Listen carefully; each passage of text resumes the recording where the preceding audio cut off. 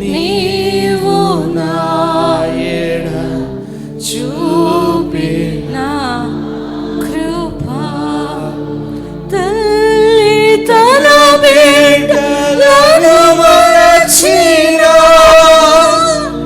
నేను మరువా లేనంటివే తల్లి తన బిడ్డలను మరచిన నేను మరువా లేనంటివే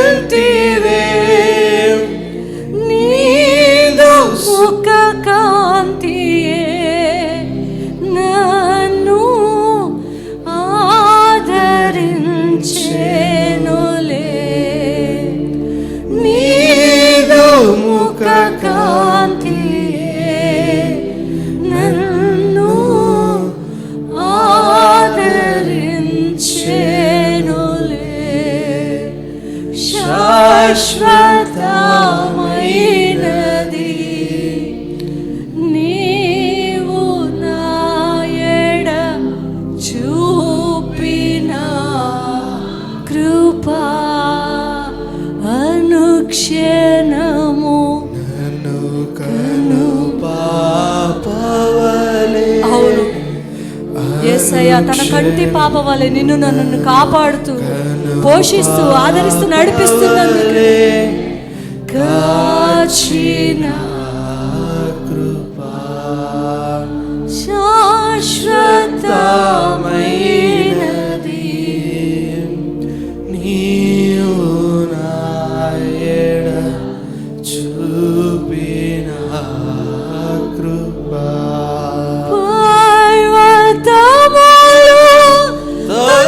తొలగినను మేటలు తత్తరిల్లినా పర్వతములు తొలగినను మేటలు తత్తరిల్లినా నా కృపా నిన్ను వీడదని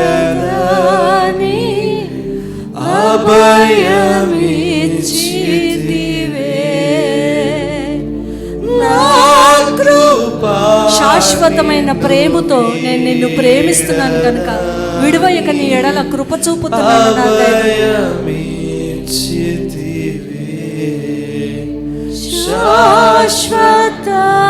శాశ్వతమైనది నేను ఇంకను ఆయనను స్తుతిస్తాను. ఆయన నా దుర్గము, నా కోట, నా రక్షణకర్త. నా కృపా శాశ్వత నీవు నా ఎడ చూపిన కృపా. చప్పట్ల కొడుతూ అనుక్షణం. అవును, ఆయన అనుక్షణం మనల్ని కాపాడుతున్న దేవుడు. అందుకనే నా ప్రాణం అన్ని వేళ కృంగి ఉన్నావు. నా దేవుని యందు నిరీక్షించు. ఆయన నా రక్షణకర్త అయిన దేవుడు, ఆయన నా దుర్గము. నేను ఇంకా ఆయన స్తుతిస్తాను. ఆయన నిన్ను కాపాడే దేవుడు, పోషించే దేవుడు.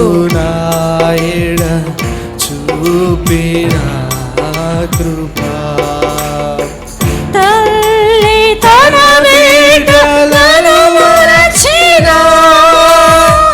నేను మరువలేనంటివే. స్తోత్రం. స్వరమెత్తుతూ. అవును, ఆయన మర్చిపోయే దేవుడు కాదు. ఆయన నేను మరువలేనంటివే.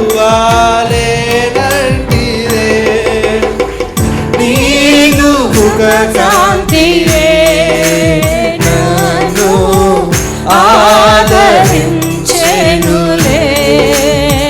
నీదు ముఖ కాంతియే నన్ను ఆదరించెనులే. శాశ్వతమైనది నీవు నా ఎడ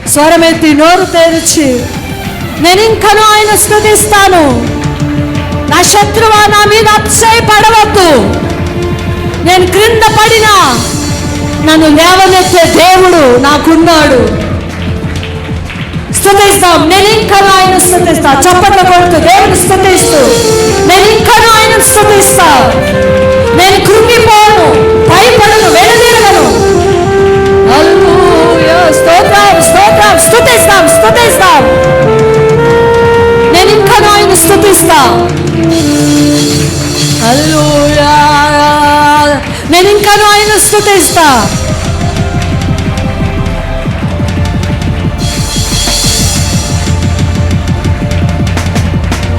నేను ఇంకను ఆయన స్తుతిస్తా.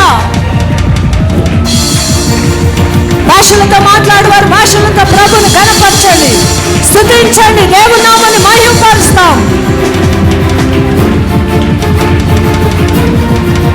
నేను ఇంకను ఆయన స్తుతిస్తాను. హల్లెలూయా హల్లెలూయా హల్లెలూయా. నేను ఇంకను ఆయన స్తుతిస్తాను. నేను ఇంకను ఆయన స్తుతిస్తాను.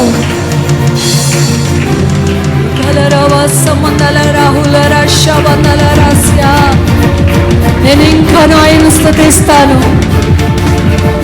నా దేవుడు తప్పించుటకు రక్షించుటకు సమర్థుడు. తప్పించకపోయినా రక్షించకపోయినా నేను మాత్రము స్తుతిస్తానే ఉంటాను. స్తుతిస్తామండి. చప్పట్లు కొడుతూ యేసయ్య నామాన్ని ఘనపరుస్తాం, హెచ్చించుదాం. హల్లెలూయా హల్లెలూయా హల్లెలూయా హల్లెలూయా హల్లెలూయా. స్తోత్రం స్తోత్రం. స్తుతుల మూలముగా ఆయన దుర్గమును స్థాపించే దేవుడు, దుష్టుని ప్రాకారములు కూల్చివేసే దేవుడు, ఎరుకో కోట గోడలు కూల్చివేసిన దేవుడు స్తుతించినప్పుడు హల్లెలూయా హల్లెలూయా. స్తోత్రం స్తోత్రం స్తోత్రం స్తోత్రం. స్తుతి స్తుతి స్తుతి స్తుతి. స్తోత్రం స్తోత్రం స్తోత్రం. Thank you Lord. హల్లెలూయా. రమసవతలరవా నికలరమోషవతలరస్యా. నా రక్షణకర్త, నా కోట, నా దుర్గమా, నా శైలమా, నేను నమ్ముకున్న నా దేవా నీకు వందనాలు. స్తోత్రము స్తోత్రము స్తోత్రము స్తోత్రము స్తోత్రము స్తోత్రము స్తోత్రము స్తోత్రము స్తోత్రము స్తోత్రము. హల్లెలూయా.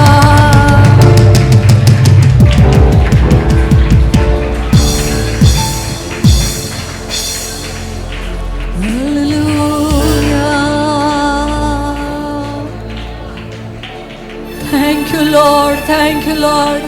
ప్రభువా నీకు వందనాలు. మా దుర్గమా, మా శైలమా నీకు వందనాలు.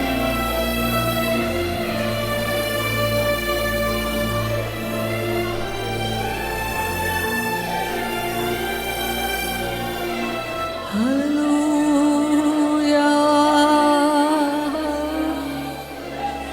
Thank you Lord. Thank you father Lord. యేసయ్యా నీకు వందనాలు తండ్రి.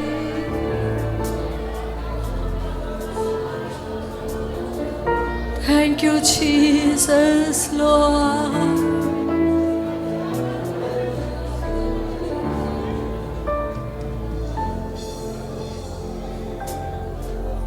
తలలు వంచి చేతులు జోడిస్తామండి.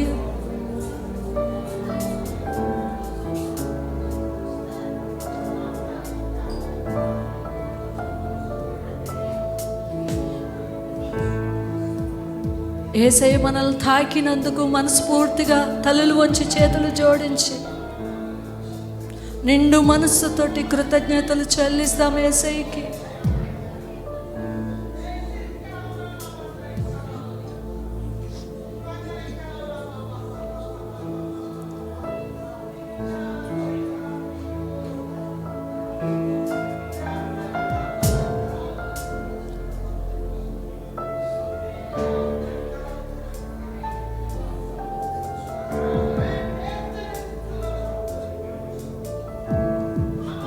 దయచేసి కళ్ళు ఎవరు తెరవద్దండి.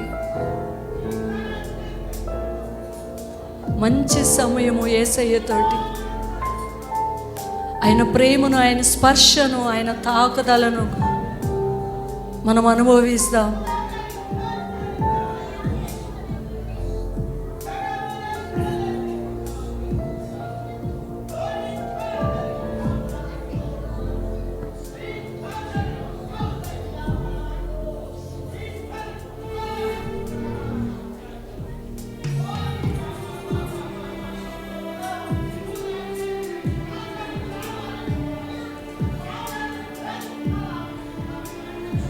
మోకరిస్తామండి, అందరూ మోకరించి, దయచేసి అందరూ మోకరిస్తాం.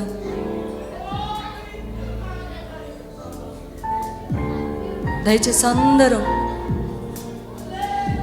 హృదయాంతరంగా ఎరిగిన దేవుడు, ప్రతి పరిస్థితిని ఎరిగిన దేవుడు, చూస్తున్న దేవుడు.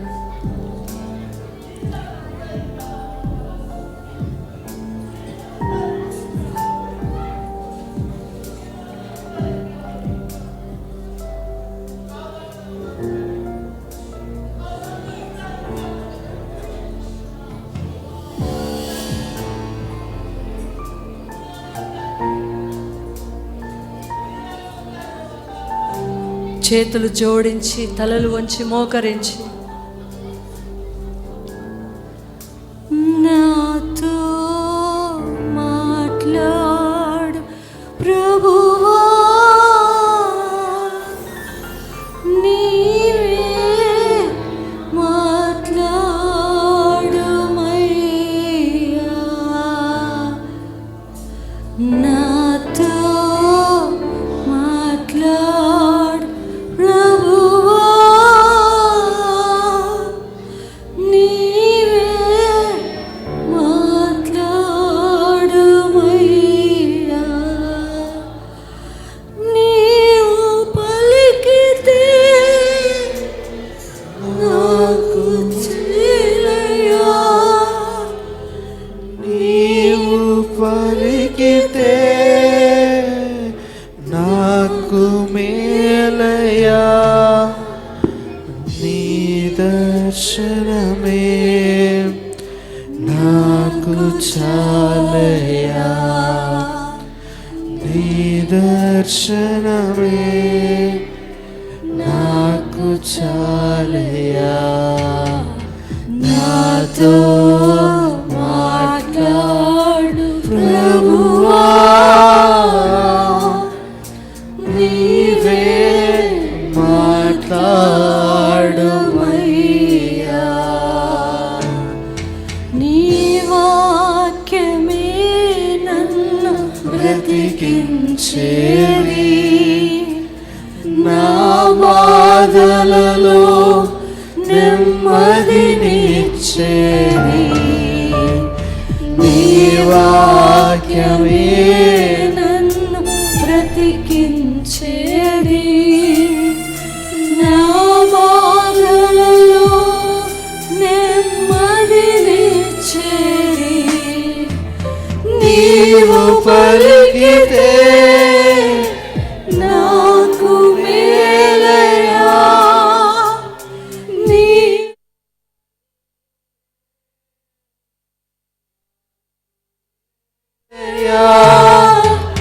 నీ దర్శనమే నాకు చాలయా, నీ దర్శనమే నాకు చాలయా, నాతో మాట్లాడు ప్రభువా,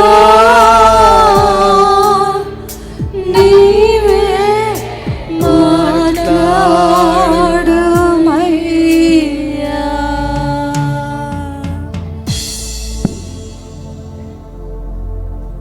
దయచేసి ప్రేరేపణ కలిగిన వారు ఇప్పటి వరకు యేసయ్య మహిమ పొందినందుకు వందనాలు చెల్లిస్తూ దైవజనులను మరుగుపరుచుకొని మనందరితో మాట్లాడినట్లు ప్రేరేపణ కలిగిన వారు బ్రదర్స్లో, సహోదరులలో ఎవరైనా స్తుతి ప్రార్థన చేయవలసిందిగా ప్రభు పేట మనవి చేస్తాను. దయచేసి ప్రార్థనలు అందరం ఏకీభవిస్తాం. సర్వోన్నతుడా, సర్వాధికారి, సర్వశక్తిమంతుడా, అనంతజ్ఞాని, శ్రీమంతుడా, పరిశుద్ధాత్మ దేవుడానికి వందనాలు ప్రభా. అత్యంత కృపా కనికరములైన నా తండ్రి నీకు స్తోత్రాలు ప్రభా. నిజమైన ప్రభన తండ్రి, నిత్యమైన కృపతో ప్రభా నీ వాస్తలితన అనుదినము ప్రభా మా సంఘం పట్ల, సంఘ బిడ్డల పట్ల ప్రభా, మా కుటుంబాల పట్ల ప్రభా అనుగ్రహిస్తున్నటువంటి విధానాన్ని బట్టి నీకు స్తోత్రాలు ప్రభా. గత వారమంతా కూడా కాచి కాపాడి నీ కృపలో భద్రపరుచుకొని ఇదిగో ప్రభా నీ మందిర ఆవరణంలో ప్రభన తండ్రి మేము చేరి నిన్ను స్తుతించడానికి, ఆరాధించడానికి ప్రభా నీవు చూపిన కృపను బట్టి, కనికరాన్ని బట్టి, దయను బట్టి నీకు వందనాలు ప్రభా. అవును నాన్న, నీకు స్తోత్రాలు ప్రభా. ఇద్దరు ముగ్గురు కూడినో చేట అయ్యా ప్రభా మీరు ఉంటానని వాగ్దానములు చేసిన దేవుడు కనుక మీరు మా మధ్యలో ఉన్నందుకు నీకు స్తోత్రాలు ప్రభా. ఇప్పటి వరకు మేము చేసిన ప్రతి స్తుతిని, ప్రతి ప్రార్థనను, ప్రతి ఆరాధనను ప్రభా మీరు అంగీకరించి మహిమను పొందుకున్నందుకు నీకు స్తోత్రాలు ప్రభా. మా మధ్యలో ఉన్నందుకు నీకు స్తోత్రాలు ప్రభా. నీవు మాత్రమే స్తుతికి పాత్రుడవు నాయన, స్తోత్రార్గుడవు ప్రభా, పూజ్యార్గుడవు నాయన, నీకు వందనాలు ప్రభా. గొప్పవాడవు తండ్రి, సర్వశక్తిమంతుడవు నాయన, నీకు స్తోత్రాలు ప్రభా. నైనా నీకు మహిమ కలుగునుగా కను పలుకుతున్నాను. అయ్యా ఇజ్రాయేల్ స్తుతులపై ఆశీనుడవు అంటున్న తండ్రి నీకు స్తోత్రాలు. మా స్తుతులకు యోగ్యుడుగా, అరుగుడుగా ఉన్న దేవానికి వందనాలు ప్రభా. ఉదయకాలం నుండి ప్రభన తండ్రి నీ సన్నిధి మా మధ్యలో ఉంచి మీరు మహిమ పొందినటువంటి విధానాన్ని బట్టి నీకు మాత్రమే స్తోత్రాలు చెల్లిస్తూ ప్రభా. గత వారం అంతట్లో ప్రభా మా జీవితాలలో, మా బ్రతుకులలో ప్రభా నీవు చేసిన ప్రతి ఉపకారాన్ని బట్టి, ప్రతి మేలును బట్టి ప్రభా హృదయపూర్వకమైన తండ్రి అయ్యా ప్రభా కృతజ్ఞతాస్తుతి స్తోత్రాలు చెల్లిస్తున్నాను ప్రభా. నీకు వందనాలు. నీ దాసుని ప్రభా మా మధ్యలో నీకు క్షేమంగా నడిపించి నిలబెట్టుకున్నందుకు నీకు స్తోత్రాలు ప్రభా. నైనా నీకు వందనాలు ప్రభా. నీ మందిరం నందు నివసించి వారు ధన్యులు అంటున్నావు ప్రభా. వారు నిత్యం నిన్ను స్తుతించదన్నట్లుగా ప్రభా అయ్యా నీ మందిరం నందు ప్రభా నిలిచిండే భాగ్యమును, నిన్ను స్తుతించే భాగ్యమును ఇచ్చినందుకు నీకు వందనాలు. అయితే ప్రభన తండ్రి నీ దాసుడు నీ పక్షంగా నిలబడుచుండగా నీవే బలపరిచిన తండ్రి, బలమైన వాక్కు ద్వారా తండ్రి ఇదిగో ప్రభా నాతో, నీ ప్రజలతో మీరు మాట్లాడని ప్రభా నీకు వందనాలు. అవును ప్రభా, వాక్యం వెళ్ళడుగు చోటని అక్కడ వెలుగు కలుగునట్లుగా అవును ప్రభా నీకు వందనాలు ప్రభా. నా మాటలు అగ్ని వంటివి కావా, అవి బండలను బద్దలు చేసే సుత్త వంటివి కావా అన్నట్లుగా ప్రభా నీ ఆధారకరమైన మాటలతో ప్రభా నా తండ్రి నాతో, మాతో మీరే మాట్లాడి మహిమను పొందగలమని వందనాలు తెలియజేస్తూ ఘనత, మహిమ, ప్రభావాలు నీకు మాత్రమే ఆరోపిస్తూ యేసుక్రీస్తు వారి దివ్యమైన నామంలో ప్రార్థించి అడిగి వేడి పొందుకుంటున్నాము తండ్రి. ఆమేన్. Praise the Lord. దేవునికి మహిమ కలుగును గాక. అందరం ఒకసారి దేవునికి స్తోత్రం చేద్దామా? వచ్చిన మీ అందరికీ కూడా ప్రభు అయిన యేసుక్రీస్తు నామంలో నా యొక్క శుభములు, వందనాలు తెలియజేస్తున్నాను. దేవుడు మిమ్మల్ని ఆశీర్వదించి అభివృద్ధిలోనికి తీసుకుని వచ్చును గాక. మంచిది. మరి చిన్న ప్రకటన. మందిరము పనులు ప్రారంభమైన యేసుక్రీస్తు వారి మహాకృపను బట్టి మంగళపల్లి ప్రాంతంలో మందిర పని ప్రారంభమైంది. పనులు జరుగుతూ ఉన్నాయి కనుక మరి నిజానికి ఫస్ట్ అంతా అక్కడే సహోదరులు వాగ్దానం చేశారు కనుక మొత్తం వారే నిర్మిస్తారు అనుకున్నాము. కానీ కొన్ని పరిస్థితులను బట్టి మన చర్చి నుంచి, అంటే అది కూడా మన చర్చే, ఇది మన చర్చే, అందరికి ఒక సిమెంట్ బస్తా ఇవ్వాలి, కనీసం ఒక్క స్లాబ్ కన్నా అవుతుంది అనుకున్నా. కానీ అక్కడికి వెళ్ళాక పరిస్థితులన్నీ కొద్దిగా అటు ఇటు అయిపోయినాయి. అందుకనే ఇప్పటికీ నిజానికి అన్నీ బయట నుండే తీసుకొని ఒక 3-4 లక్షల వరకు, నిన్నటితోటే 2 లక్షలు, 3 లక్షలు, 3-3.5 లక్షల వరకు నిన్నటి వరకు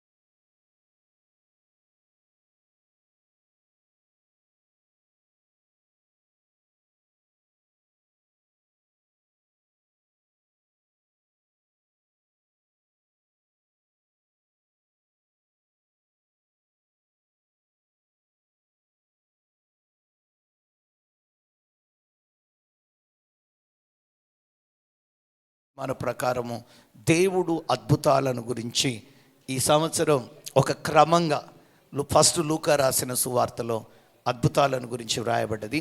ఈరోజు 7వ అధ్యాయం మొదటి నుంచి 11 వచనం వరకు ఏం చేయండి అంటే, చదవగలిగిన వాళ్ళందరూ ఒక్కొక్క వచనం, లూకా రాసిన సువార్త 7వ అధ్యాయంలో మొదటి నుంచి ఒక్కొక్కరు ఒక్కొక్క వచనం చదువుకుంటూ రండి. చదవగలిగిన వారు ఎవరైనా సరే ఫస్ట్ మైక్లో చదవండి, ఆ తర్వాత ఒక్కొక్కరు ఒక వచనం చదువుకుంటూ రండి. ఆయన తన మాటలన్నీ ప్రజలకు సంపూర్తిగా వినిపించిన తరువాత కపెర్నహూములోనికి వచ్చెను.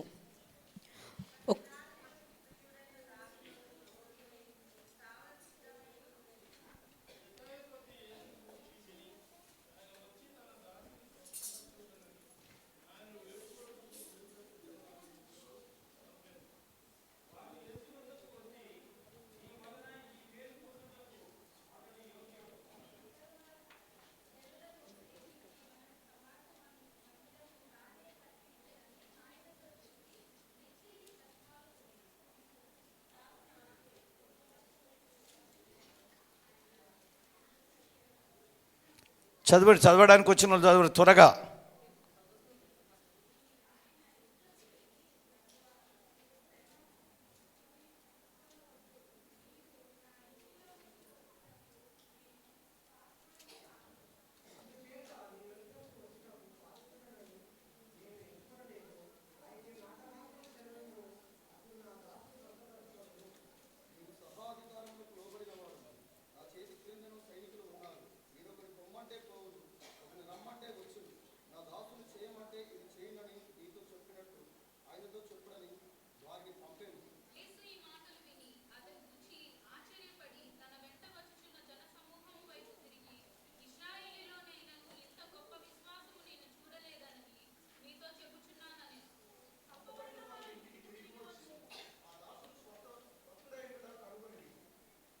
చాలు.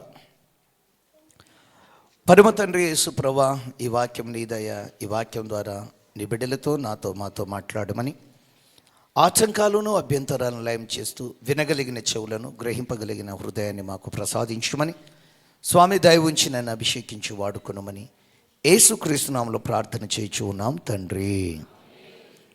ఇక్కడ శతాధిపతి, బయట ఎవరైనా శబ్దం చేస్తున్నామ్మా చూడండి. ఆయన ప్రజలకు ఆయన తన మాటలన్నీ ప్రజలకు సంపూర్తిగా వినిపించిన తర్వాత కపెర్నహూములోనికి వచ్చెను. ఒక శతాధిపతికి ప్రియుడైన దాసుడొకడు రోగి అయి చావ సిద్ధమై ఉండెను. శతాధిపతి అంటే, శత అంటే 100 వ్యక్తులకు ఈయన ఒక అధికారిగా ఉన్నాడు. అయితే ఈ అధికారికి మంచి అధికారం కలిగినటువంటి వ్యక్తి. ఈ అధికారి ఇంటి దగ్గర చాలామంది పనులు, అధికారికి చాలామంది, ఆ అధికారి ఇంట్లో చాలామంది పనిచేసేవారు ఉన్నారు. అయితే ఈ అధికారికి ప్రియమైన దాసుడు ఒకడు ఉన్నాడట. మన అబ్రహాం గారికి చూస్తే, అబ్రహాము పెద్ద దాసుని పేరు ఏం పేరంటే ఎలియాజరు.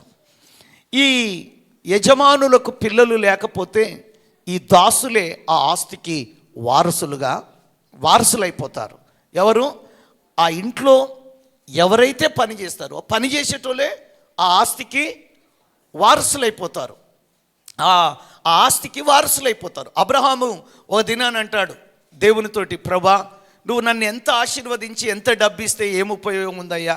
నేను నా ఆస్తికి వారసులు మరి ఎలియాజరు, దమస్కాని వాళ్ళే అవుతారు కదా, ఎందుకంటే నువ్వు నాకు సంతానం ఇవ్వలేదు అని అంటాడు. అప్పుడు దేవుడు చెప్తాడు, లేదు అబ్రహమా, నేను నీకు సంతానాన్ని ఇస్తాను, నీ సంతానాన్ని ఇస్తాను, లేకపోతే శార గర్భములో పుట్టిన వారే ఈ ఆస్తికి వారసులు అవుతారు అని అబ్రహాముతో దేవుడు వాగ్దానం చేశాడు. ఆ తర్వాత 25 సంవత్సరాల తర్వాత అబ్రహాము మరి శారాను దర్శించి వారికి ఒక చక్కటి కుమారుని దేవుడు వారికి ఇస్తాడు. అలాగే ఈ శతాధిపతికి వ్రాయబడిన మాట ఏంటే, ప్రియమైన దాసుడు ఒకడు ఉన్నాడు, ఆ ప్రియమైన దాసుడు ఎట్లా ఉన్నాడంట? రోగి అయి చావడానికి రెడీ అయిపోయాడంట. ఈరోజు ఎంతమంది ఆత్మీయకంగా చచ్చిపోయిన పరిస్థితిలో ఉన్నారో, కొన ప్రాణంతో ఉన్నారో, లేకపోతే బలహీనంగా ఉన్నారో నాకు తెలియదు. కానీ దేవుని సంగమా, దేవుని పిల్లలారా, వీడు కొన ప్రాణంతో ఉన్నాడు. ప్రకటన గ్రంథంలో వ్రాయబడినది ఏంటంటే, బతుకుతున్నావని పేరు మాత్రమే నీకుంది, బతుకుతున్నావని పేరే నీకుంది, నువ్వు సచ్చినోనివి అంటారు కదా. ఓ సచ్చినోడా ఏమైందిరా అంటారు. ఎవరంటారు? ఎక్కువ భార్యలు అంటారు ఈ మాట, సచ్చినోడా నీకేమైందిరా అంటారు. అంటారా అనరా? వీడు సచ్చినోడా నా మీదకి వస్తావేంది అని అంటారు. సస్తే నీ మీదకి ఎందుకు వస్తాడు చెప్పండి? సచ్చినోడు ఎందుకు మాట్లాడతాడు చెప్పండి? కానీ శారీరకంగా చచ్చిపోకపోవచ్చు, కానీ ఆత్మీయకంగా చచ్చిపోయిన స్థితిలో ఉంటారు. ఆత్మీయకంగా ఒక ప్రార్థన ఉండదు, ఒక వాక్యం ఉండదు, ఒక ఆరాధన ఉండదు, ఒక దేవుని భయం ఉండదు, ఒక భక్తి ఉండదు, వినయం ఉండదు, విధేయత ఉండదు, తగ్గింపు ఉండదు, దీనత్వం ఉండదు, మంచితనం ఉండదు. పేరుకే బతికినవా అంటే బతుకుతున్నాడు. ప్రకటన గ్రంథంలో వ్రాయబడిన ప్రకారము బ్రతుకుతున్నావనే పేరే నీకుంది. నువ్వు ఒక సచ్చినంతో సమానం. నీ వలన నీ భార్యకు ఉపయోగం లేదు, నీ భర్తకు ఉపయోగం లేదు, నీ పిల్లలకు ఉపయోగం లేదు, తల్లిదండ్రులకు ఉపయోగం లేదు, సమాజానికి ఉపయోగం లేదు, చివరికి సంఘానికి ఉపయోగం లేదు, నీ బంధువులకు కూడా నీ వలన ఉపయోగం లేదు. కొందరు అంటారు, ఛీ ఏం లాభం, వీడు పుట్టకపోయినా బాగుండేది అంటారు. కొందరు తల్లిదండ్రులు అంటారు, వీడు నా కడుపున పుట్టకపోయినా బాగుండేది. కొందరు తల్లిదండ్రులు కూడా అంటారు. కనుక ఇక్కడ శతాధిపతికి ప్రియమైన దాసుడు ఒకడు ఉన్నాడు. అతడు ఏ పరిస్థితిలో ఉన్నాడంట? చావుకు సిద్ధమైపోయిండు. కొంతమంది కష్టాలు ఎక్కువై చచ్చిపోదామని డిసైడ్ అవుతారు. ఏమి ఎక్కువైపోయి? కొన్నిసార్లు ఇబ్బందులు ఎక్కువైపోతే నేను ఎందుకు బతికి, నేను చచ్చిపోతే బాగుండు అనుకుంటారు. కనుక ఒక శతాధిపతికి ప్రియమైన దాసుడు ఒకడు ఉన్నాడు. వాడు రోగం చేత చనిపోయే పరిస్థితి వచ్చినప్పుడు, అప్పుడు ఆ శతాధిపతి, మరలా చెప్తున్నాను, ఆ శతాధిపతి ఏం చేసిండంటే, మరి ఈ శతాధిపతి ఎవరంటే యేసుప్రభునికి సంబంధించిన వ్యక్తి కాదు. యేసుప్రభు కాలంలో ఇశ్రాయేలు ప్రజలను రోమీయులు పరిపాలిస్తూ ఉన్నారు. రోమా సామ్రాజ్యం పరిపాలిస్తుంది. అంటే రోమీయులకు చెందినటువంటి వాడు ఈ యొక్క శతాధిపతి. అప్పుడు ఈయన యేసుప్రభుని గురించి విన్నాడట. యేసుప్రభుని గురించి విని అక్కడ ఆ ఊరి పెద్దలు ఉంటారు, లేకపోతే యూదా మతానికి సంబంధించిన పెద్దలు కొందరు ఉంటారు. వాళ్ళని ఆయన దగ్గరికి పిలిపించుకొని ఆయన ఏం చెప్తూ ఉన్నాడంటే, చూడండి అయ్యా, మీరు బోధకుడు ప్రభువైన యేసుక్రీస్తు వారని పిలువబడుతున్నాడు. ఆయనను ఇప్పటి వరకు నేను చూడలే, ఆయన ఎవరో నాకు తెలియదు, కానీ ఆయన గురించి నేను విన్నాను. మీరు వెళ్ళి, ప్రైజ్ ది లార్డ్, దేవునికి స్తోత్రం కలుగును గాక, మీరు వెళ్ళి నా ఇంట్లో రోగంతో పడిన నా ప్రియమైన దాసుడు బాగుపడేటట్టు, ప్రైజ్ ది లార్డ్, బాగుపడేటట్లు మీరు ఎట్లనైనా పోయి ఒకసారి రికమెండ్ చేయండి, లేకపోతే మీరు ఎట్లనైనా పోయి చెప్పండి ఆయనకు అని చెప్తే, మొత్తం మీద ఆ మత పెద్దలకు యేసుప్రభు అంటే నమ్మకం లేదు, మత పెద్దలకు యేసుప్రభు అంటే ఇష్టం లేదు. ఈ మత పెద్దలు యేసుప్రభు వారు నచ్చరు వాళ్ళకు. కారణం ఏమిటంటే, అనేక మంది ప్రజలు యేసుక్రీస్తు వారిని వెంబడిస్తున్నారు. అందుకనే శాస్త్రులు, పరిసయ్యులకు యేసుప్రభు అంటే ఇష్టం ఉండదు. ఈ మత పెద్దలకు కూడా ఇష్టం ఉండదు. ఎందుకనంటే యేసుప్రభు ప్రతి విషయాన్ని ఖచ్చితంగా మాట్లాడుతూ ఉన్నాడు. ఓ దినాన్ని ఏమైందంటే, బాప్తిసం ఇచ్చు యోహాను తలను నరికేయమని చెప్పింది. ఎవరు? హేరోదు యొక్క తమ్ముని భార్య. ఆమె పేరు హేరోదియ. ఎవరు? హేరోదు వాళ్ళ తమ్ముడు భార్య. తమ్ముని భార్య పేరు ఏం పేరు చదవండి ఉందా? హేరోదియానేనా? చూడండి ఒకసారి చూడండి. హేరోదు తమ్ముని భార్య. ఈ బాప్తిసం ఇచ్చి యోహాను, హేరోదు రాజు. ఆయన ఆ రాజు వెళ్ళి, ఏయ్ నీ తమ్ముని భార్యతో నువ్వు పాపం చేస్తున్నావు గనక దేవుడు నిన్ను శిక్షిస్తాడు గనక నీ బుద్ధి మార్చుకో, నీ మనసు మార్చుకో అనేసి ఖచ్చితంగా చెప్పిండు. చెప్పినప్పుడు వెంటనే ఆమెకు మస్తు కోపం వచ్చింది.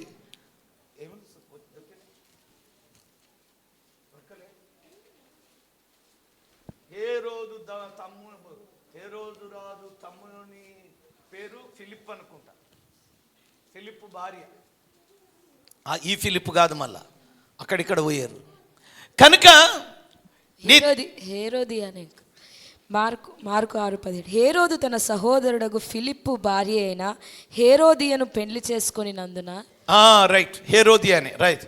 ఈ హేరోదియాను ఆమెతో నువ్వు పాపం చేస్తున్నావు గనక జాగ్రత్త అని చెప్తే ఈ హేరోదియా ఏం చేసింది తెలుసా? ఆయనకు బిడ్డ ఉంటే ఆ బిడ్డ బర్త్డే రోజు డ్యాన్స్ చేస్తే, హేరోదు బర్త్డే రోజు బిడ్డ బర్త్డేనైనా డ్యాన్స్ చేస్తే, బిడ్డ డ్యాన్స్ చేస్తే, హేరోదు రాజు బర్త్డే అయితే అక్కడ ఉన్న వాళ్ళందరూ పిలుచుకుంటే ఈయన బిడ్డ డ్యాన్స్ చేస్తే అడుగుతాడు, నీకేం కావాలో కోరుకో అంటే వాళ్ళ అమ్మని పోయి అడుగుతుంది. అమ్మ అడగమంటూ నీకేం కావాలో అని అడగమంటుందంటే ఆమె ఏం అడిగింది తెలుసా? హేరోదు రాజు దగ్గరికి వెళ్ళి యోహాను గారి తలను తీసుకురమ్మను అని అంటది. ఎవరు తలను తీసుకురా? ఆ ప్రవక్త ఉన్నాడు కదా, ఆ ప్రవక్త యొక్క తలకాయని తీసుకొని రమ్మని అడుగుతుంది. ఈ హేరోదు రాజు నిజంగా ఆ తలతోటి ఆమెకి ఏమైనా ఉపయోగమా? ఏమీ ఉపయోగం లేదు. కానీ తల తీసుకురా అని చెప్పింది. ఆ తలతోటి ఈమెకేమైనా ఉపయోగం ఉండవు? ఏమైనా డబ్బులు వస్తాయా? పోనీ ఏమైనా ఆస్తి వస్తుందా? ఏమీ రాదు. కానీ తల తీసుకురమ్మని చెప్పు అంటే చంపేసేయాలి. ఎవరు నన్ను పాపము చేయొద్దు అని చెప్పిండు కదా. కక్ష, కోపం. కొందరు పిల్లలు తల్లిదండ్రుల మీద కోపం పెంచుకుంటారు, అత్తమామల మీద కోపం పెంచుకుంటారు, పెద్దల మీద కోపం పెంచుకుంటారు. ఎందుకు? నన్ను తప్పు చేయొద్దంటుండ్రు, నన్ను పాపం చేయొద్దంటుండ్రు, నన్ను తాగొద్దంటుండ్రు, నన్ను ఇష్టం వచ్చినట్టు తిరగొద్దంటుండ్రు, నన్ను సినిమాలకు పోవద్దంటుండ్రు, షికార్లకు పోవద్దు అంటుండ్రు. ఇప్పుడు లేకపోతే ఇంకెప్పుడు ఎంజాయ్ చేస్తాం? ఇక్కడ ఎంజాయ్ చేసిన వాళ్ళు అక్కడ ఏమవుతారు? అక్కడ ఉంటుందిలే మీకు అప్పుడు ఉంటుంది అసలు. ఇప్పుడు కనుక తల్లిదండ్రుల మీద కోపాన్ని, అసూయను, ద్వేషాన్ని పెట్టుకునేటోళ్ళు లేరా? చాలామంది ఉన్నారు. తల్లిదండ్రులు ఎప్పుడు చూస్తారా అని చూస్తున్న వాళ్ళు కూడా ఉంటారు. తల్లిదండ్రులు చెప్పరేంది, ఎప్పుడు పోతుందా అని చూస్తుంటారు. యేసు రక్తం చేయగలుగునుగాక. ఇక్కడ హేరోదియా బాప్టిజం ఇచ్చి యోహాను తల నాకు కావాలని అడగమనంటే నిజానికి బాప్టిజం ఇచ్చి యోహాను గారి తలను నరికేసి ఆమెకి ఇచ్చిండ్రు. దానివల్ల ఆమెకి ఏమైనా ఉపయోగం ఉందా? ఏమీ ఉపయోగం లేదు. ఆ తర్వాత ఆయన చచ్చిండు, హేరోదు రాజు చచ్చిపోయిండు. ఆ తర్వాత కొన్ని రోజులకు ఉపయోగం లేని దాన్ని మనం కొన్నిసార్లు అడుగుతూ ఉంటాము. దానివల్ల ఎలాంటి ఉపయోగం ఉండదు. అయితే యేసు ప్రభువారు అంటే కూడా అక్కడ ఉన్న పెద్దలకు కానీ, శాస్త్రులకు కానీ, పరిచయులకు కానీ ఇష్టం అనేది ఉండదు. కానీ ఇక్కడ యేసు ప్రభు దగ్గరికి పొమ్మని చెప్పింది ఎవరంటే అక్కడ ఒక గొప్ప అధికారి. ఆయన మాట కాదనలేక వారు యేసు ప్రభు దగ్గరికి వచ్చి యేసు ప్రభుతో వాళ్ళు అంటున్న మాట ఏంటంటే వారు యేసునొద్దకు వచ్చి నీ వలన ఈ మేలు పొందుటకు అతడు యోగ్యుడు, నీ వలన ఆ మేలు పొందుటకు నీకు అతడు యోగ్యుడు. అతడు మన జనులు చాలు నీ వలన ఈ మేలు పొందుటకు అతడు యోగ్యుడు. నీ దగ్గర మేలు పొందుకునే అర్హత ఆయనకుంది. నీ దగ్గర ఆశీర్వాదం పొందుకునే అర్హత మేము ఎవరి గురించి అయితే చెప్తున్నామో ఆ వ్యక్తికి యోగ్యత ఉంది, అర్హత ఉంది. ఈరోజు యేసు ప్రభు దగ్గర నుండి మేలు పొందుకునే అర్హత నీకుందా? యోగ్యత ఉందా నీకు అసలుకి? నేను ఒక విషయం చెప్తాను చూడండి. ఇక్కడ ఉన్న మనమందరము యేసు ప్రభు, దేవా, తండ్రి అని ప్రార్థన చేస్తున్నాం. నిజానికి యేసుక్రీస్తును ప్రభువా అనే అర్హత మనకుందా? తండ్రి అనే అర్హత మనకుందా? మీకు కొన్ని విషయాలు ఇప్పుడు అర్థం కాదు కానీ దేవుని బిడ్డలారా, ప్రభుని యేసుక్రీస్తు వారి ఈ లోకంలో ఉన్నప్పుడు ఏం చెప్పాడో తెలుసా? మీ హృదయాన్ని కలవరపడనీయకండి, నేను తండ్రి యొద్దకు వెలుచున్నాను, నా తండ్రి ఇంట్లో అనేక నివాసములు కలవు, లేని ఎడల నేను మీతో చెప్తాను, నేనుండు స్థలంలో మీరును ఉండులాగున మరలా వచ్చి మిమ్మల్ని తీసుకుని వెళతాను అంటున్నాడు. అయితే నిజానికి యేసుక్రీస్తును తండ్రి, ప్రభువా అని పిలిచే అర్హత కానీ యోగ్యత కానీ అసలు మనకు లేనే లేదు. కానీ ఈరోజు నాయన, తండ్రి, డాడీ, ప్రభువా అని మనం పిలుస్తున్నాము. పిలుస్తున్నటువంటి మనకు దేవుడు సహాయం చేస్తలేడా అని అంటే, నిజముగా ఆయన రక్తము చేత కడగబడి ఆయన యొక్క అడుగు జాడలో ఎవరైతే నడుస్తూ ఉన్నారో వారికి ఈ లోకములో దేవుడు సహాయం చేస్తున్నాడు. సరే, ఈ లోకములో ఉండే సహాయం అంతా కూడా నేను ఒకటి చెప్తా వినండి. ఈ లోకములో మనం అనుభవిస్తున్న ఆశీర్వాదం అంతా అంతలో కనబడే అంతలో మాయమైపోతుంది. మన జీవితమే అపాటిది. ఈరోజు నెహెమ్యా బ్రదర్ లేడు. నెహెమ్యా బ్రదర్ ఇక్కడ లేడు, కానీ వాళ్ళు ఒక మరణానికి వెళ్ళారు. ఆమె వయసు ఎంత అంటే దాదాపు 35 ఏళ్ళు లోపట ఉంటుందేమో పాపం. ఒక 2 నెలల క్రితం నేను చెప్పాను, ఒక మంచి యవనస్తుడు, సాఫ్ట్వేర్ ఇంజనీర్, ఆదివారం రోజే అదేదో గుడికి వెళ్దామని చెప్పేసి వాళ్ళ ఫ్రెండ్స్ అందరికి ఫోన్ చేసిండట. ఒరే, మనం అందరం ఈరోజు గుడికి వెళ్దామని. వాళ్ళ తల్లి, తండ్రి అందరు కలిసిండ్రు. వాళ్ళ అమ్మ టిఫిన్ పెట్టింది, తన భార్య కూడా ఉంటే.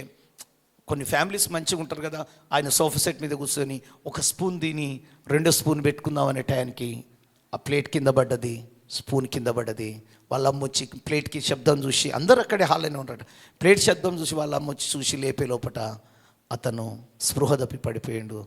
హాస్పిటల్ పక్కనే హాస్పిటల్ ఉంది, ఆ హాస్పిటల్కు వెళ్ళే లోపట అతడు చచ్చిపోయాడు. అతని వయసు 35 ఏళ్ళు ఉంటాయి అనుకుంటా. ఈ మధ్య కాలంలోనే ఆయనతో మాట్లాడాడు. ఈరోజు మార్నింగ్ ఎందుకో మిస్డ్ కాల్ అని వస్తే నేను ఫోన్ చేశాను.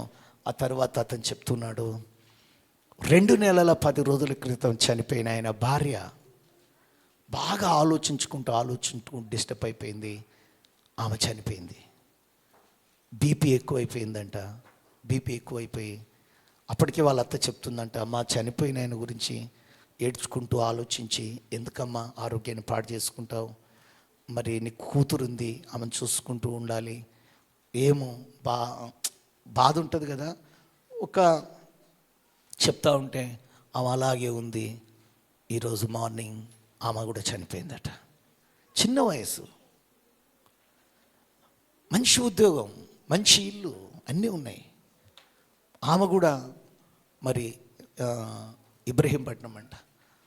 వాళ్ళ అన్నలు చాలా ప్రేమిస్తారంట. వాళ్ళ ఇంట్లో ఒక్కతే ఆడపిల్ల అంట. అన్నీ ఉన్నాయి, కావలసిన ఆస్తి ఉంది, డబ్బు ఉంది, మంచి సమాజంలో మంచి పేరు కూడా ఉంది. ఈ లోకంలో ఈరోజు ఆ కుమార్తె లేదు, ఈరోజు చనిపోయింది. ఈ ఆస్తులు ఏమన్నా ఆమె వెంట వెళ్ళినాయా? నా వెంట రావు, నీ వెంట వారు ఎవరి వెంట రావు. కానీ ఈ లోకములో ఒక వ్యక్తి చనిపోయిన తర్వాత అసలు యాత్ర ప్రారంభమవుతుంది. అసలు జీవితం ప్రారంభమవుతుంది మరణం తర్వాతనే. ఈ మాట పదే పదే భూమి మీద ఉన్న ప్రతి దైవజనుడు ఈ మాటలు పదే ప్రతి ఆదివారం చెప్తారు. ప్రతి సంఘములో ఈ మాట చెప్తూ ఉంటారు. నిజంగా ఈ మాట చెప్పకుండా ఏ దైవజనుడు కూడా తన ప్రసంగాన్ని ముగించాడు. ఈ లోకంలో బ్రతికేది కొంతకాలమే. ఈ కొంతకాలం తర్వాత మరణం అనేది ప్రసంగి గ్రంథంలో 7వ అధ్యాయంలో మరణం అనేది అందరికీ వస్తుంది. అందరికీ మరణం అనేది అందరికీ వస్తుంది. అందరికంటే పిల్లలకు వస్తుంది, యవనస్తులకు వస్తుంది, మధ్య వయసులో ఉన్నప్పుడు రావచ్చు, వృద్ధాప్యంలో ఉన్నప్పుడు రావచ్చు, ఎప్పుడైనా రావచ్చు. మరణం అనేది కంపల్సరీ వస్తుంది. కానీ మరణము తర్వాతనే మన జీవితం ప్రారంభమవుతుందనే విషయం చాలా తెలిసినప్పటికీ ఆ విధంగా మనం బ్రతకలేకపోతున్నాం. ఇక్కడ శాస్త్రులు, పరిచయులు, లేకపోతే యూదా మత పెద్దలు యేసుప్రభు దగ్గరికి పోయి చెప్తున్న మాట ఏంటంటే, నీ వలన ఈ మేలు పొందుటకు అతడు యోగ్యుడు. ఈరోజు యేసుప్రభు నీకు నాకు యోగ్యత ఇచ్చింది ఏంటో తెలుసా? బంగారు వీధులలో తిరిగే భాగ్యాన్ని దేవుడు నీకు నాకు ఇచ్చాడు. నాయనా, తండ్రి అని పిలిచే అర్హత, యోగ్యత నీకు నాకు ఇచ్చాడు. ఈరోజు కొలస్సీ సంఘంతో ఆయన అంటాడు, మీరు క్రీస్తుతో కూడా లేపబడిన వారైతే పైనున్న వాటి మీద మీ మనసు పెట్టుకోండి. అక్కడ క్రీస్తు తండ్రి కుడిపార్శ్వములో ఉన్నాడు. నీ యొక్క ఆశ, నా యొక్క ఆశ, నీ యొక్క గురి, మనందరి గురి ఏమై ఉండాలి అని అంటే ఆయనను చేరుకోవాలి. Praise lord. ఆయనను చేరుకోవాలి, ఆయనను కలుసుకోవాలి. ఎప్పుడైతే మనం ఆయనను చేరుకుంటామో, ఎప్పుడైతే ఆయనను మనము కలుసుకుంటామో, ఆయనను చేరుకున్న తర్వాత లేక ఆయనతో మనము కలిసిన తర్వాత భయము అనేది మన నుండి పారిపోతుంది. భయం అనేది పారిపోతుంది, రోగాలు అనేటివి పారిపోతుంది, అసమాధానం అనేటివి పారిపోతాయి, అశాంతి అనేది పారిపోతుంది. వీటన్నిటికంటే ముఖ్యంగా మరణము. దేనికైతే ఈరోజు మనిషి భయపడుతున్నాడో ఆ మరణ భయం అనేది ఒక వ్యక్తి దేహం నుండి వెళ్ళిపోతుంది. ఎప్పుడంటే మనము ఆయనతో కలిసినప్పుడు, ఆయనను కలుసుకున్నప్పుడు. Praise lord. అయితే ఆయనను కలుసుకోవాలి అని అంటే, ఆయన ఉండే స్థలంలో నీవు ఉండాలి అని అంటే నువ్వు నీతిమంతురాలుగా మార్చబడాలి, నువ్వు నీతిమంతునిగా మార్చబడాలి. ఎవరు నీతిమంతులుగా మార్చబడతారయ్యా అని అంటే, యేసుక్రీస్తు ప్రభువని నోటితో ఒప్పుకొని హృదయమందు విశ్వసించి ఎవరైతే ఆయన అడుగుజాడల్లో నడిచి ఆయన రక్తం చేత కడగబడతారో వారు నీతిమంతులుగా మార్చబడతారు. ఈ నీతిమంతులుగా మార్చబడిన తర్వాత నీతి కలిగి బతకాలి. నీ మాటలో నీతి కనబడాలి, నీ మాటలో నీతి కనబడాలి. రెండు చేతులెత్తి దేవునికి స్తోత్రం చెప్దాం. నీ మాటలో నీతి కనబడాలి, నీ చూపులో నీతి కనబడాలి, నీ నడకలో నీతి కనబడాలి. నీ చూపులో, నీ నడకలో, నీ మాటలో, నీ ప్రవర్తనలో నీతి కనబడాలి. రెండు చేతులు ఎత్తి స్తోత్రం చెప్దామా? మన జీవితంలో నీతి కనబడుతుందా? భక్తి కనబడుతుందా? న్యాయం కనబడుతుందా? లేక స్వార్థం కనబడుతుందా?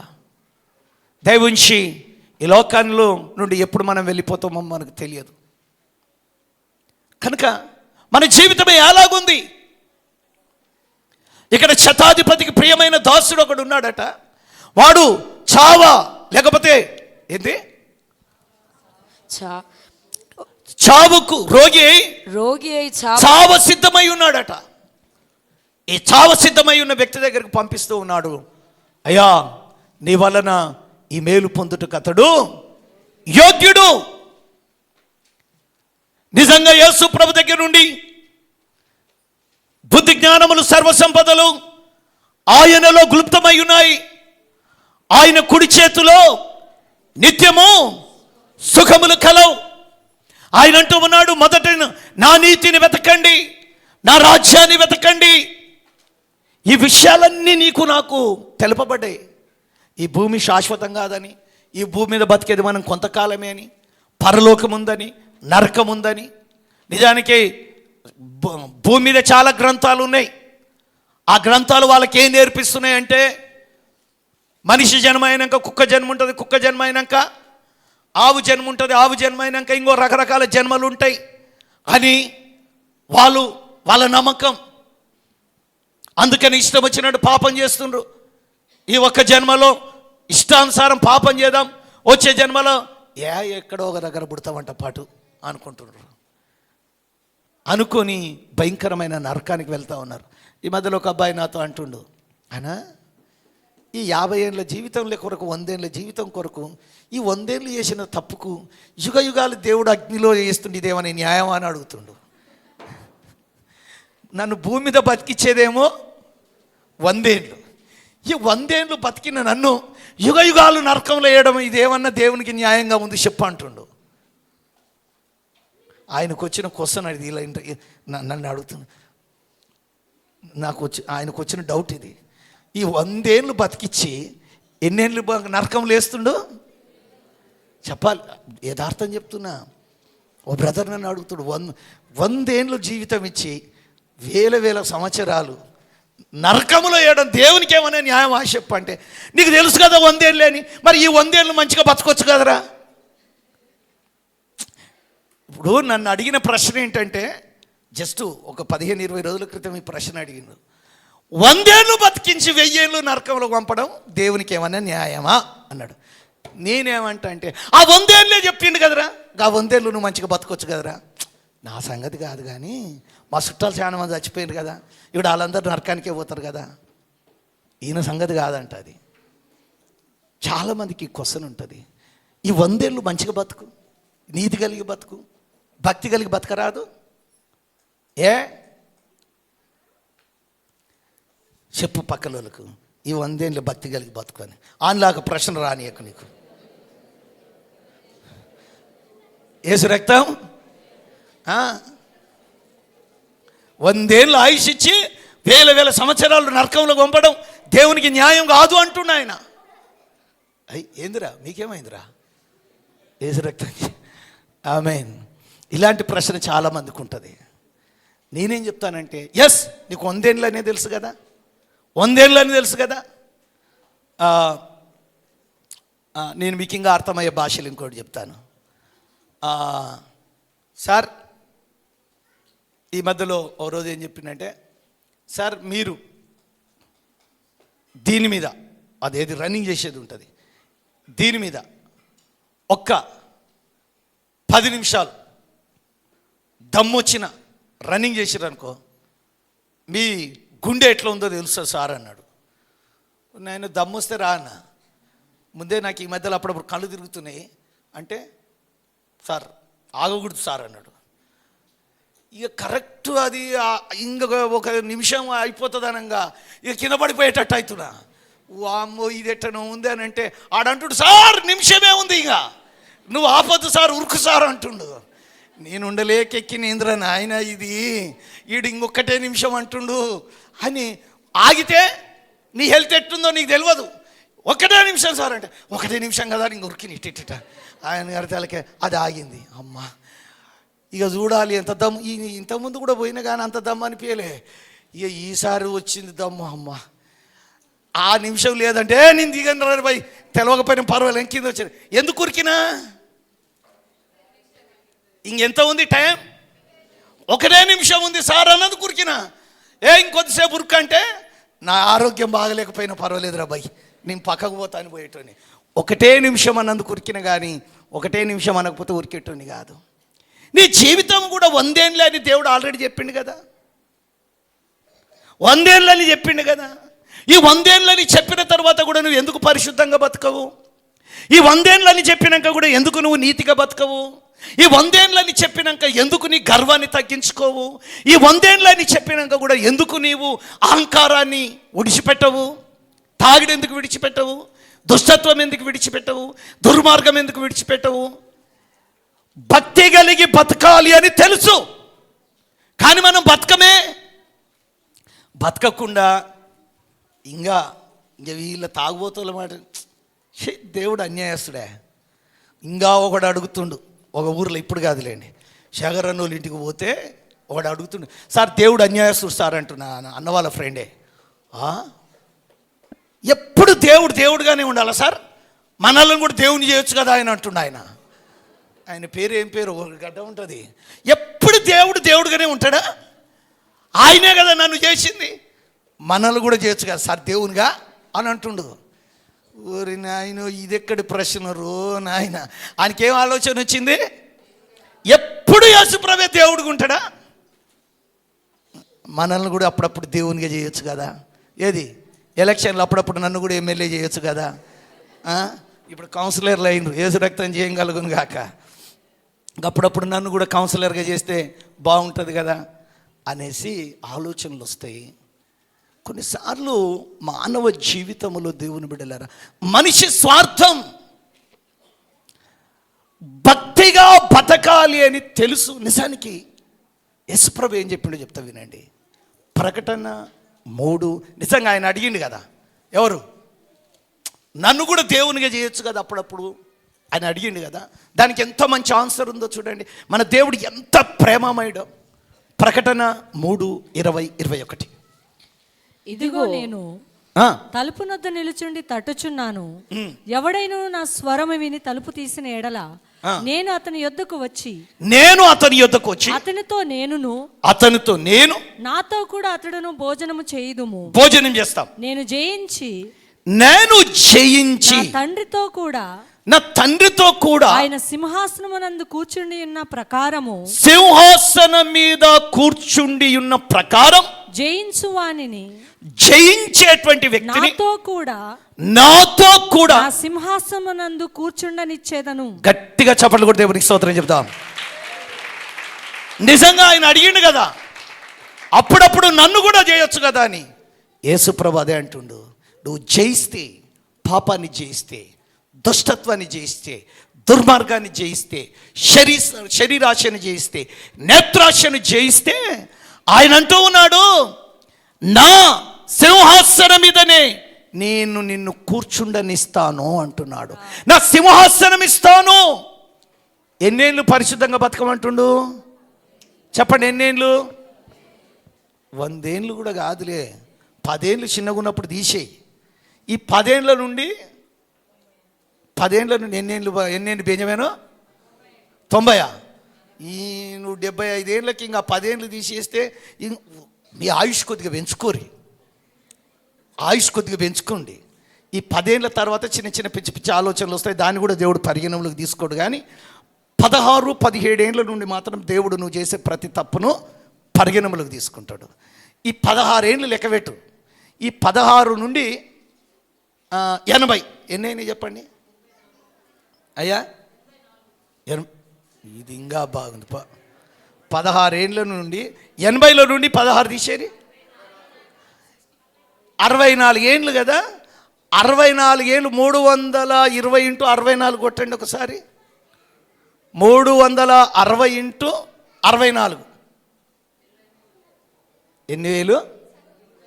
కరెక్ట్ చెప్పండి. ఎన్ని వేలు? 23,000. 23,040. 24,000 రోజులు. ఉదాహరణ ఎన్ని రోజులు? అన్ని రోజులు ఏముండదు కానీ ఎన్ని రోజులు చెప్పండి? 24,000 రోజులు. అన్ని రోజులు ఉండదు కానీ చెప్తున్నా. ఇంక 24,000 రోజులు పరిశుద్ధంగా బతుకురా అంటే 24,000 రోజులు ఎట్లా బతకాలి మనం? చెప్పండి చెప్పండి. ఎన్ని రోజులు ఎట్లా బతకాలి? ఎన్ని రోజులు? 24,000 రోజులు పరిశుద్ధంగా బతికితే యేసుప్రభు ఏమంటుండు? నా సింహాసనం ఇస్తాను బాబు అంటే జస్ట్ 24,000 రోజులు నువ్వు పరిశుద్ధంగా బతుకురా, నేను నీకు సింహాసనం ఇస్తాను అంటే ఈయనకి అంటే అలానే అంటున్నాను అనుకోకండి. మేము కూడా ఈ 24,000 రోజులు ఏం బతకనికి శాతనైతే లేదు మనకు. ఎలా బతకనికి శాతనైతే లేదు?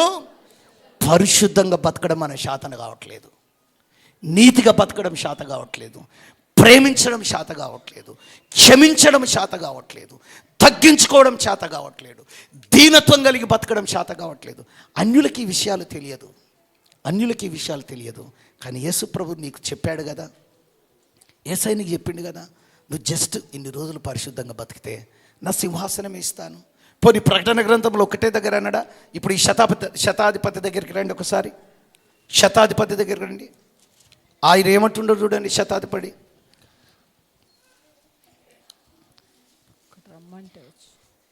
ఆయన ఆ ఇంటి దగ్గరకు వచ్చినప్పుడు శతాధిపతి అది కాదు ఓకే. మత్తయి రాసిన సువార్త 8వ అధ్యాయం దగ్గరికి రండి. అక్కడ కూడా యేసుప్రభు ఏమంటున్నాడు చూడండి. నేను ప్రభువా నాదా అది కాదు 11 వచనం 8:11 అనేకులు తూర్పు నుండి పడమట నుండి వచ్చి అబ్రహాముతో కూడను ఇస్సాకుతో కూడను యాకోబుతో కూడను పరలోక రాజ్యమందు కూర్చుందురు గాని రాజ్య సంబంధం ఓకే పరలోక రాజ్యమందు కూర్చుందురు అన్నాడు. ఎక్కడ కూర్చుంటారో చూడండి. ఇప్పుడు మార్కు సువార్త 10వ అధ్యాయము 10వ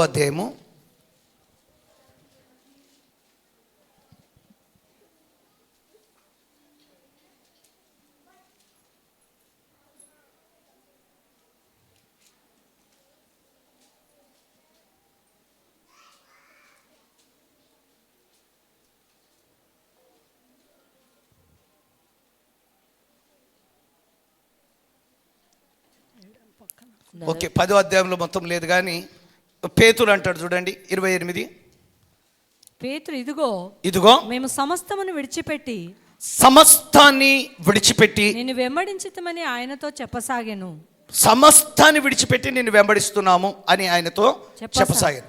తర్వాత ఇదే మాట మత్తయి రాసిన సువార్త 19వ అధ్యాయం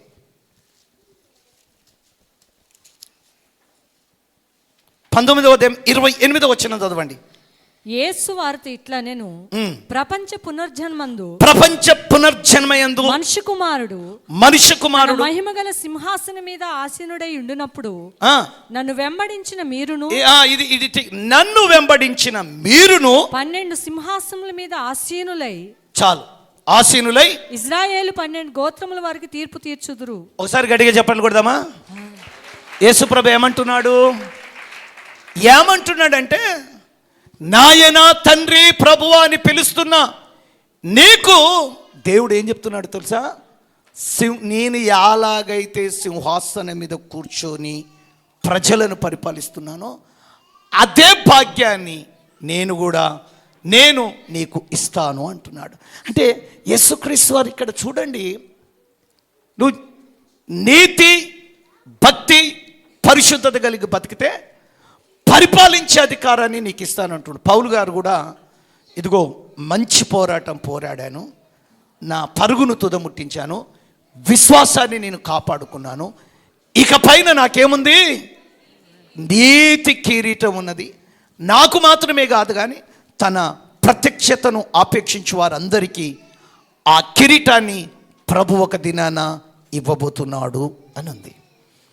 అయితే ఈరోజు దేవుని సంగమ, దేవుని పిల్లలరా, నీ వలన ఈ మేలు పొందుటకు అతడు యోగ్యుడు. యేసుక్రీస్తు వారు ఆయన అందరికీ ఉపకారి, ఆయన మేలు చేసే దేవుడు, సహాయం చేసే దేవుడు, విడిపించే దేవుడు, తప్పించే దేవుడు. ఎందుకంటే దేవుడు లోకమును ఎంతో ప్రేమించెను.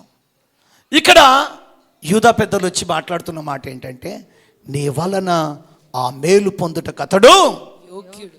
మరి దేవుని వలన మేలు పొందే యోగ్యత నీకుందా? అర్హత నీకుందా? ఎందుకు అతడు యోగ్యుడు అంటే ఇప్పుడు చదవండి. అతడు మన జనులను ప్రేమించి మనకు సమాజ మందిరము తానే కట్టించనని, సమాజ మందిరాన్ని తానే కట్టించనని ఆయనతో చెప్పి మిక్కిలి బతిమాలుకొన్నారు. మిక్కిలి ఎవరి కోసం అంటే శతాధిపతి దాసుని కొరకు. అయ్యా మాకు అర్హత లేకపోవచ్చు, మాకు యోగ్యత లేకపోవచ్చు, కానీ ఆ వ్యక్తి ఉన్నాడే, ఆ వ్యక్తి అర్హుడు. ఎందుకు అర్హుడో తెలుసా?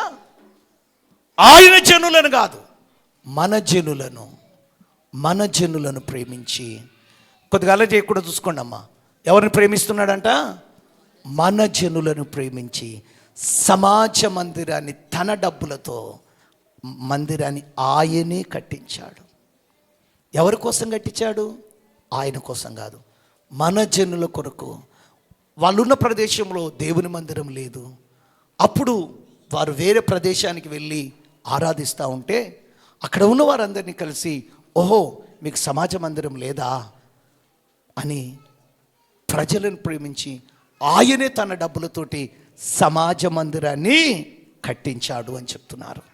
నీ వలన అతడు మేలు పొందడానికి అర్హత ఉంది. Praise the lord. కనుక మరి అర్హత, దేవుని దగ్గర నుంచి ఆశీర్వాదాలు పొందుకునే అర్హత నీకుందా, మనకుందా? ఓసారి మనం అలా చేయకుండా కూర్చోబెట్టండి. కనుక అర్హత, యోగ్యత నీకుందా, నాకుందా? కానీ దేవుడు అందరికీ ఉపకారి. నీకు మేలు చేయాలనుకుంటూ ఉన్నాడు, నీకు సహాయం చేయాలనుకుంటున్నాడు, నిన్ను విడిపించాలి అనుకుంటున్నాడు, నిన్ను తప్పించాలి అనుకుంటున్నాడు, నిన్ను కాపాడాలి అనుకుంటున్నాడు. అంత మాత్రమే కాదు, దేవునికి ఉన్న ఆశ ఏంటో తెలుసా? నిన్ను ఎక్కలేనంత ఎత్తైన కొండపైకి ఎక్కించాలి అని కూడా అనుకుంటున్నాడు. నిన్ను ఉన్నతమైన స్థితిలో ఉంచాలి అని కూడా అనుకుంటున్నాడు. కారణం ఏంటంటే చాలా క్లియర్గా చెప్పాడు, మీరందరూ ఆశీర్వాదానికి వారసులు అవుటకు పిలువబడ్డారు అని. నిశ్చయముగా నేను నిన్ను ఆశీర్వదిస్తాను అని చెప్తున్నాడు. నిశ్చయముగా నేను నిన్ను విస్తరింపజేస్తాను అని చెప్తున్నాడు. అంటే దేవునికి ఆశ ఉంది నిన్ను ఆశీర్వదించాలని, నిన్ను దీవించాలని, నిన్ను విస్తరింపజేయాలని, నిన్ను పైవాడిగా ఉంచాలని, నిన్ను అప్పించే వ్యక్తిగా ఉంచాలని దేవునికి ఆశ ఉంది. ఎందుకుందో తెలుసా? ఆయన నిన్ను ప్రేమిస్తున్నాడు. ఆయన ఆశ కలిగి ఉండడానికి ఆయన నిన్ను ప్రేమిస్తూ ఉన్నాడు. ఆయన నన్ను కూడా ప్రేమిస్తూ ఉన్నాడు. రెండు చేతులు ఎత్తి దేవునికి స్తోత్రం చెప్దామా? ఇక్కడ మనందరిని ప్రేమిస్తున్నాడు. అవునండి, అవును, మనందరిని ఆయన ప్రేమిస్తున్నాడు. మీ పిల్లల్ని మీరు ప్రేమిస్తుండ్రు, మీ పిల్లల్ని మీరు ప్రేమిస్తుండ్రు. మీ పిల్లలు మంచిగా ఉండాలని కోరుకుంటుండ్రు, మీ పిల్లలు తలగా ఉండాలని కోరుకుంటుండ్రు, మీ పిల్లలు నాలాగా ఉండకూడదు, నా కొడుకు నా బిడ్డ ఉన్నతమైన స్థితిలో ఉండాలని కోరుకుంటుండ్రు. కోరుకుంటురా? కోరుకోవట్లేదా? అందరికీ ఉంటుంది, నా పిల్లలు నాలాగా ఉండకూడదు, మంచి స్థితిలో ఉండాలి అనుకుంటారు. నీ పిల్లల విషయంలో నువ్వు ఎంత జాగ్రత్త, ఎంత మంచి ఆలోచన కలిగి ఉన్నావో, పరమ తండ్రి కూడా అంతకంటే ఉన్నతమైన ఆలోచన కలిగి ఉన్నాడు, అంతకంటే మంచి ఉద్దేశం కలిగి ఉన్నాడు. కారణం ఏంటంటే భూమి కంటే ఆకాశం ఎంత ఉన్నతంగా ఉందో, ఆయన యందు భయభక్తులు కలిగిన వారి ఎడల ఆయన ఆలోచనలు, ఉద్దేశాలు అంత ఉన్నతంగా ఉన్నాయి. నా ఆలోచన 100 ఏళ్ళ కొరకే ఉంటుంది, కానీ దేవుని ఆలోచన ఏందో తెలుసా? యుగ యుగాలు నా కుమారుడు ఎలాగుండాలి, నా కుమార్తె ఎలాగుండాలి అనే ఆలోచన కలిగి ఉన్నాడు. కానీ ఆ మహాదేవుని వలన మేలు పొందుకోకపోవడానికి కారణం ఏంటంటే అర్హులుగా నేను లేను, అర్హురాలుగా నువ్వు లేవు. ఎందుకు అర్హునిగా నువ్వు లేవు అంటే, నీలో ఉన్న కోపం, నీలో ఉన్న దుష్టత్వం, నీలో ఉన్న దుర్మార్గం, నీలో ఉన్న కపటం, ఇస్కరియోతు యూదా లాంటి కపటం బయటికి, ఓ అన్నా, అక్క, తమ్ముడు, చెల్లే, లోపట మాత్రం కపటం. ఎవరి మీద కపటం ఉంది? ఎవరి మీద అసూయ? ఎవరి మీద ద్వేషం? ఎవరు నాశనం కావాలని కోరుకుంటున్నాం? కొందరికి ఉంటుంది, మా అత్త ఎప్పుడు చేస్తుందో ఏం కథను అనుకుంటారు, మా మామ ఎప్పుడు చేస్తాడో ఏమో అనుకుంటారు.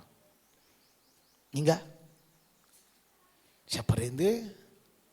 ఇంకా కొందరు అంటారు, నా భార్య ఎప్పుడు చేస్తుందో అనుకుంటారు, నా భర్త ఎప్పుడు చచ్చిపోతాడు అనుకుంటాడు. ఏసన్న గారి దగ్గరికి వచ్చి పిల్లలు ఏమంటారంట, అన్నా మా డాడీ చచ్చేటట్టు ప్రార్థన చేయన్న అంటున్నట్టు కూడా. వాళ్ళ డాడీ, అరే ఏసన్న గారు చెప్తున్నా నేను, నాది కాదు, అన్నా మా డాడీ చచ్చేటట్టు ప్రార్థన చేయన్నా అని అంటున్నట. ఒరే ఇదేం ప్రార్థన రా అన్నాడంట. రోజు వచ్చి మా అమ్మను కొడుతున్నాను, అందుకని చచ్చేటట్టు ప్రార్థన చేయన్నా అని అన్నాడంట. అంటే నువ్వు ప్రార్థన చేస్తే ఏమవుతాడు? వాడు పోతాడు, నువ్వు ప్రార్థన చేయంటున్నట్ట. ఇవి ఉత్తయి కాదు, యథార్థాలు, నిజాలు. యేసు రక్తం చేయగలుగును గాక. ఎస్, పరిస్థితులు, ఎవరి మీద కోపం, ఎవరి మీద అసూయ? యేసుప్రభువారు అన్నారు, క్రీస్తు యేసు కలిగిన ఈ మనసు మీరు కూడా మనమందరం కలిగి ఉండాలి అని చెప్తున్నాడు. కనుక ఈ శతాధిపతి గురించి అంటున్నారు, మాకు లేకపోవచ్చు యోగ్యత, అర్హత, కానీ ఇతనికి మాత్రం ఇతడు అర్హుడు, యోగ్యుడు అన్నాడు. ఆ తర్వాత మన జనులను ప్రేమించి ఒక సమాజ మందిరాన్ని కట్టించాడు. త్వరగా రండి, టైం అయిపోతుంది. కావున యేసు వారితో కూడా వెళ్ళెను. ఆయన ఆ ఇంటి దగ్గరకు వచ్చినప్పుడు శతాధిపతి తన స్నేహితులను చూచి మీరు ఆయన యొద్దకు వెళ్ళి, ప్రభువా, శ్రమ పుచ్చుకొనవద్దు, నీవు నా ఇంటిలోనికి వచ్చుటకు నేను పాత్రుడను కాను, అందుచేత నీ యొద్దకు వచ్చుటకు పాత్రుడనని నేను ఎంచుకొనలేదు. చాలు, చాలా జాగ్రత్తగా వినండి. ఏమి లేకపోయినా చెప్పండి, మీకు ఈ సామెతలు రావనుకుంటా. ఏమి లేకపోయినా ఏతులు ఎక్కువ. కొంతమందికి ఏం లేకపోయినా సరే ఏతులు ఎక్కువ. ఏసు రక్తం చేయగలుగును గాక. ఒక ఆయన ఉన్నాడు, ఆయన మాత్రం టయ్యి టూటు అన్నీ కట్టుకొని వచ్చిండు. పాపం వనస్థలిపురంలో అన్నీ కట్టుకొని వచ్చిండు. ఆయన పిల్లలు ఉన్నారు చూడండి, ఆయన పిల్లలకు మంచి బట్టలు లేవు, భార్యకు మంచి బట్టలు లేవు. ఈయన మాత్రం ఏం చేసిండు? టయ్యి సూటు కట్టుకుని వచ్చిండు. నేను చూసిన, యథార్థం చెప్తున్నా, డౌట్ వచ్చింది, వీళ్ళు ఎవరు అని అంటే ఆయన పిల్లలే. నా ప్రాణమా తిను తాగు సావు అంటే బాగుండు. నేను అనుకున్న ఈయననేమో ఇంత బాగా తయారు వచ్చేయండు, పిల్లలేంది ఈ పరిస్థితిలో ఉన్నారు.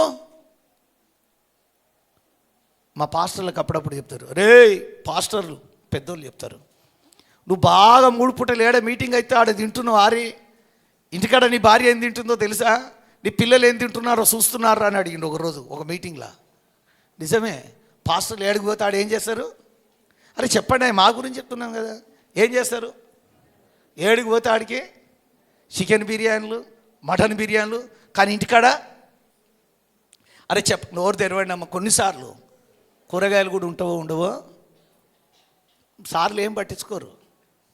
ఇంకా పాస్టర్లు అంట, నాలాంటి కాదు, పాస్టర్లు అంటారంట, వాళ్ళ ఆవిడ బాగలేదంటే ప్రార్థన చేయ పోతుంది అదే అంటాడంట. కానీ ఈయనకు బాగలేకపోతే మాత్రం ఏడిపోతాడు హాస్పిటల్ పరుగు ఏసు రక్తం చేయగలుగును కాక. ఈమెకు బాగలేకపోతే మాత్రం ఏం కావాలి? ఈ విశ్వాసం నిన్ను స్వస్థపరుస్తుంది, ప్రార్థన చేయి.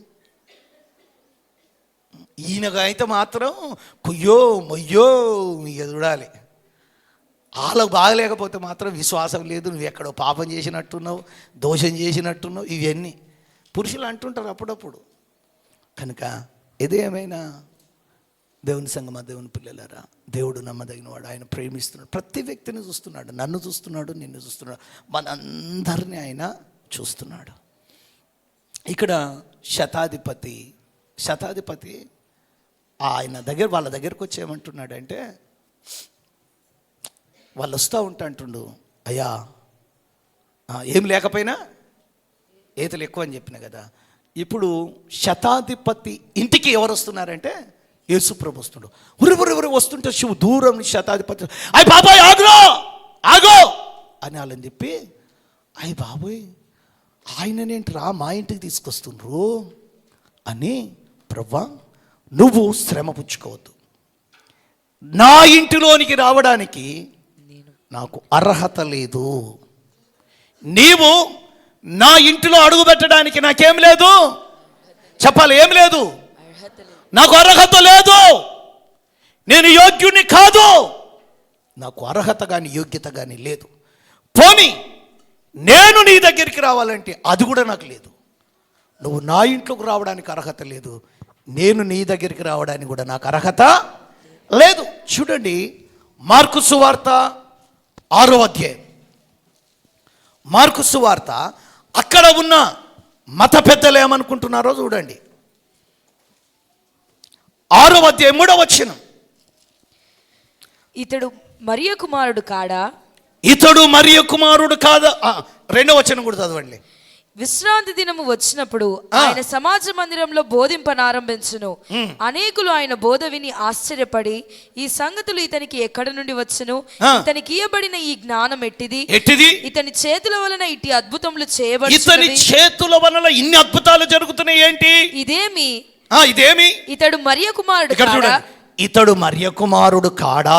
ఇతడు యాకోబు, యోసే, యూదా, సీమోను అని వారి సహోదరుడగు వడ్లవాడు కాడా? ఇతని సోదరీమణులందరూ మనతోనున్నవారు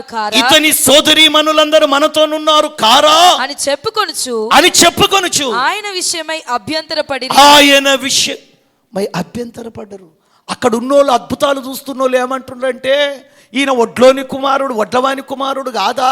యూదా యోసే అనే వాళ్ళు మనతో ఉన్నారు కదా, వీళ్ళ చెల్లెళ్ళు మనతో ఉన్నారు కదా, ఈయన ద్వారా ఇన్ని అద్భుతాలు జరుగుతున్నాయి ఏంది?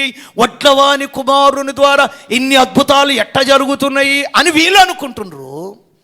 కానీ గొప్ప స్థితిలో ఉన్న ఒక వ్యక్తి మాత్రం అంటున్నాడు, నీ వలన అయ్యా నా ఇంట్లో రావడానికి నాకు అర్హత లేదు. పోనీ నేనన్న నీ దగ్గరికి వద్దామంటే అది కూడా నాకు లేదయ్యా. అందుకే నువ్వున్న దగ్గరే ఉండు, ఒక్క మాట చెప్పయ్యా, ఒక్కటే ఒక మాట చెప్పు, అక్కడే ఉండి నా దాసుడు బాగాయాలని నువ్వు ఆడ ఉండి చెప్పు. ఎందుకంటే మళ్ళీ ఆయన గురించి చెప్తుండు, నా దగ్గర చాలామంది పనోళ్ళు ఉన్నారు, ఒకరిని పొమ్మంటే పోతాడు, ఒకరిని రమ్మంటే వస్తాడు, ఒకరిని ఆ పని చేయరంటే ఏం చేస్తాడు, కడగమంటే కడుగుతాడు, తుడవమంటే తుడుస్తాడు, ఓ నెత్తిన కింటాలు మొయ్యిరా అంటే మోస్తాడు, నేనేం చెప్తే చేస్తారు. పనులు ఉన్నారు నా దగ్గర, కానీ నీ దగ్గరకు వచ్చే అర్హత కానీ నాకు మాత్రం లేదు. అందుకే నాకే ఇంత అధికారం ఉందంటే నీవు సమస్తాన్ని సృష్టించిన సృష్టికర్తవు, సమస్తమును సృష్టించినటువంటి నువ్వు సృష్టికర్తవు. భూమి ఆకాశములు మాట చేత తయారు చేయబడిన నీ దగ్గరికి రావడానికి అర్హత నాకు లేదయ్యా. అందుకే నువ్వున్న దగ్గరే ఉండి ఒక్క మాట చెప్పయ్యా. అద్భుతాలు చూస్తున్నారు, వాళ్ళు ఏమంటున్నారు, వడ్లవాని కుమారుడు కాదా అంటున్నాడు. కానీ అద్భుతాలు చూడకుండా విని ఆయన అంటున్నాడు, నీ దగ్గరికి వచ్చే అర్హత యోగ్యత నాకు లేదు. ఎంత తగ్గింపు ఉందండి, ఎంత దీనత్వం ఉందండి. చూడండి, ఈ దీనత్వం మనలో ఉందా? మొదటిగా తన దగ్గర పనిచేసేటోని చాలా ప్రేమించిండు, తన దగ్గర పనిచేసేవాని క్షేమాన్ని కోరుకుండు. రెండవది, మూడవది క్షేమాన్ని కోరుకుండు. మూడవది తన చుట్టుపక్కల ఉన్న జనులను ప్రేమించిండు. అంటే క్షేమాన్ని కోరుకుండు, తన ఇంటి వాళ్ళ దగ్గర ఉన్న పనులను ప్రేమించిండు, చుట్టుపక్కల ఉన్న ప్రజలను కూడా ప్రేమించిండు. ఉత్త ప్రేమించడమే సరిపోయిందా అంటే తన సొంత డబ్బు పెట్టి వారి కోసం ఒక మందిరాన్ని నిర్మించిండు. ఐదో లక్షణంగా చాలా తగ్గించుకుంటున్నాడండి. నాలుగో లక్షణమా, ఫస్ట్ ఏం చేసిండు, దాసుని ప్రేమించిండు, దాసుని క్షేమాన్ని కోరుకుండు. మూడవ లక్షణం వచ్చేసి అక్కడున్న జనులను ప్రేమించిండు. నాలుగవ లక్షణం వచ్చేసి ఆయనే ఏం చేసిండు, తన సొంత డబ్బుతో ఒక మందిరాన్ని నిర్మించుకుండు.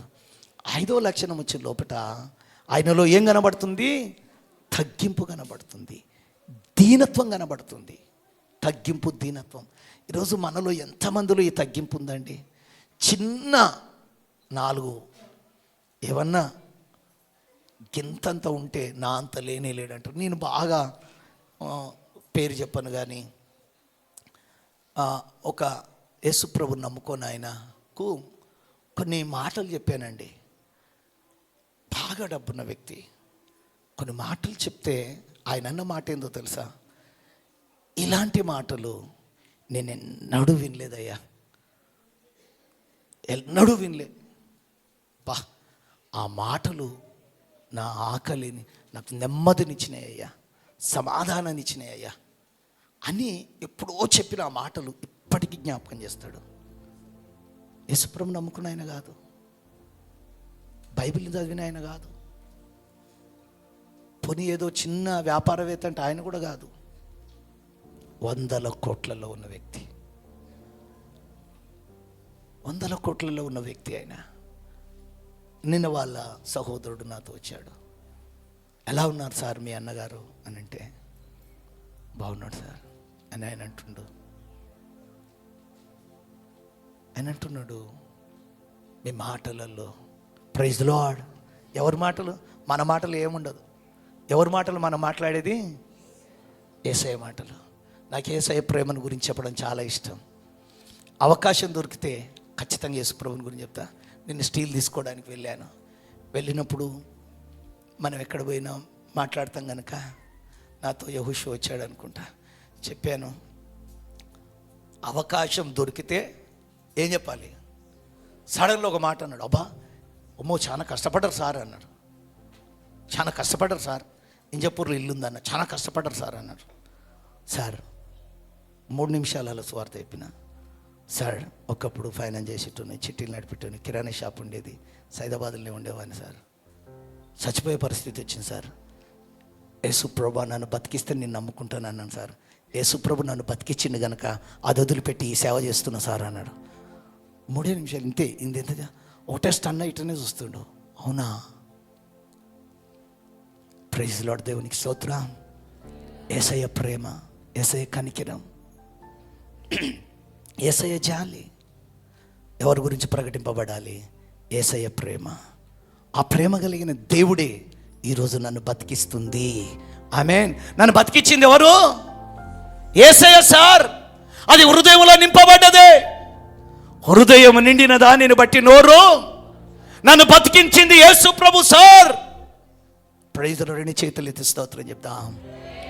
నేను బ్రతుకుతున్నానంటే యేసయ్య కృప, నన్ను బతికించింది ఆయన సార్. అందుకే అయ్యను వదిలిపెట్టి యేసయ్య ప్రేమను చెప్తున్నాను సార్. ఎందుకంటే నాకు బతుకునిచ్చింది ఆయన.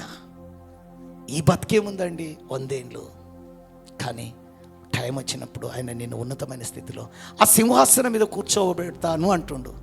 దానికోసం భక్తి కలిగి బతుకు. ఇదెన్నో లక్షణము? ఆయనలో తగ్గింపు ఉంది, ఆయనలో దీనత్వం ఉంది. ఆయన యేసుక్రీస్తు శక్తిని గురించి మాట్లాడుతున్నాడు. ఒకని పొమ్మంటే అంటే యేసుక్రీస్తుని యందు అతను ఏం చేసిండు? నమ్మకం, విశ్వాసం ఉంచిండు. ఆయన సర్వశక్తి కలిగిన దేవుడు అని. చివరిగా యేసుక్రీస్తు వారు ఆయన గురించి చెప్పిన సాక్ష్యం ఏంటంటే, ఇంత విశ్వాసం ఇశ్రాయేలులో ఎవ్వనికి నేను చూడాలి. మొత్తం ఎన్ని లక్షణాలతోనే? 5. 6వ లక్షణం ఏంది? ఆయనలో ఏముంది? విశ్వాసం. 7వది ఆయన ఏం పొందుకుంటూ తెలుసా? తన దాసుడు స్వస్థతను, బాగుపడము చూసిండు. దేవుని బిడ్డ, ఈరోజు దేవుడు నేను చాలా ప్రేమిస్తున్నాడు. నీకోసం ప్రాణం పెట్టాడు.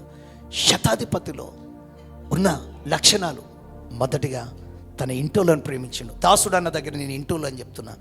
ఇంటోలను ప్రేమించిండు. ఆ ఇంటోళ్ళు క్షేమంగా ఉండాలని కోరుకుండు. దయవుంచి ఊర్లో ఉన్న వాళ్ళందరూ బాగుండాలని ఇంటోళ్ళని ఇబ్బంది పెడితే నీలాంటి పనికి, నీ అంత దుర్మార్గులు, దుష్టులు ఎవరు లేరు. ఫస్ట్ నువ్వేం చేయాలి? ఇంట గెలిచి రచ్చ గెలవాలి. అంతేగాని బయట అందరికి ప్రేమ చూపించి ఇంట్లో మొత్తము, అది మంచిది కాదు. ఫస్ట్ తన పనులను ప్రేమించిండు. 2వది తన ఇంటోళ్ళను ప్రేమించిండు. తర్వాత చుట్టుపక్కల ఉన్న జనాలను ప్రేమించిండు. వాళ్ళ క్షేమాన్ని కోరుకుండు. ఆ తర్వాత ఒక మందిరాన్ని, ఆయన కోసం కాదు, ఆ ప్రజల కోసం ఒక మందిరాన్ని నిర్మించాడు. ఆ తర్వాత ఇంకోటి ఏం చెప్పినా? మందిరాన్ని నిర్మించిండు. 4వది ఏం చెప్పినా? చాలా తగ్గింపు కలిగిన వాడు. 5వది విశ్వాసం ఉంది ఆయనలో. యేసుప్రభు శక్తిని తెలుసుకున్నాడు. చివరిగా ఆయన అనుకున్నటువంటి ఆశీర్వాదాన్ని పొందుకుండు. ఆయన అనుకున్న ఆశీర్వాదాన్ని పొందుకుండు. ఈరోజు ఒక్కసారి అందరం కలుసుకుందామా? ఇది నేను ఖచ్చితంగా 2 లోపటిని క్లోజ్ చేయాలనుకుంటున్నాను కనుక ఆ పరిస్థితులు ఏమన్నా కావచ్చు, అది ఏమన్నా కావచ్చు, కానీ నేను కూడా అనుకుంటున్నాను దేవ ఖచ్చితంగా నేను ఆ 2 లోపటిని క్లోజ్ చేయాలని నిర్ణయం తీసుకుంటున్నాను. అందుకే కొద్దిగా సబ్జెక్ట్ అటు ఇటు అయినా అందరం శతాధిపతి యేసుప్రభు దగ్గర విన్నాడు.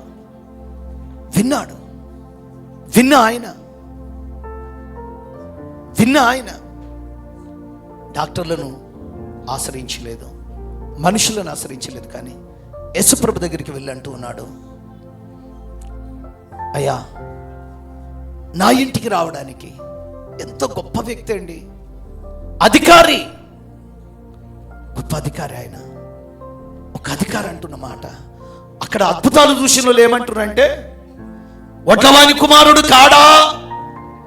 కానీ ఎక్కడో దూరం నుండి చూసిన వ్యక్తి అంటున్నాడు, ఆయన అయ్యా నా ఇంట్లోకి రావడానికి అర్హత కానీ యోగ్యత కానీ నాకు లేదు.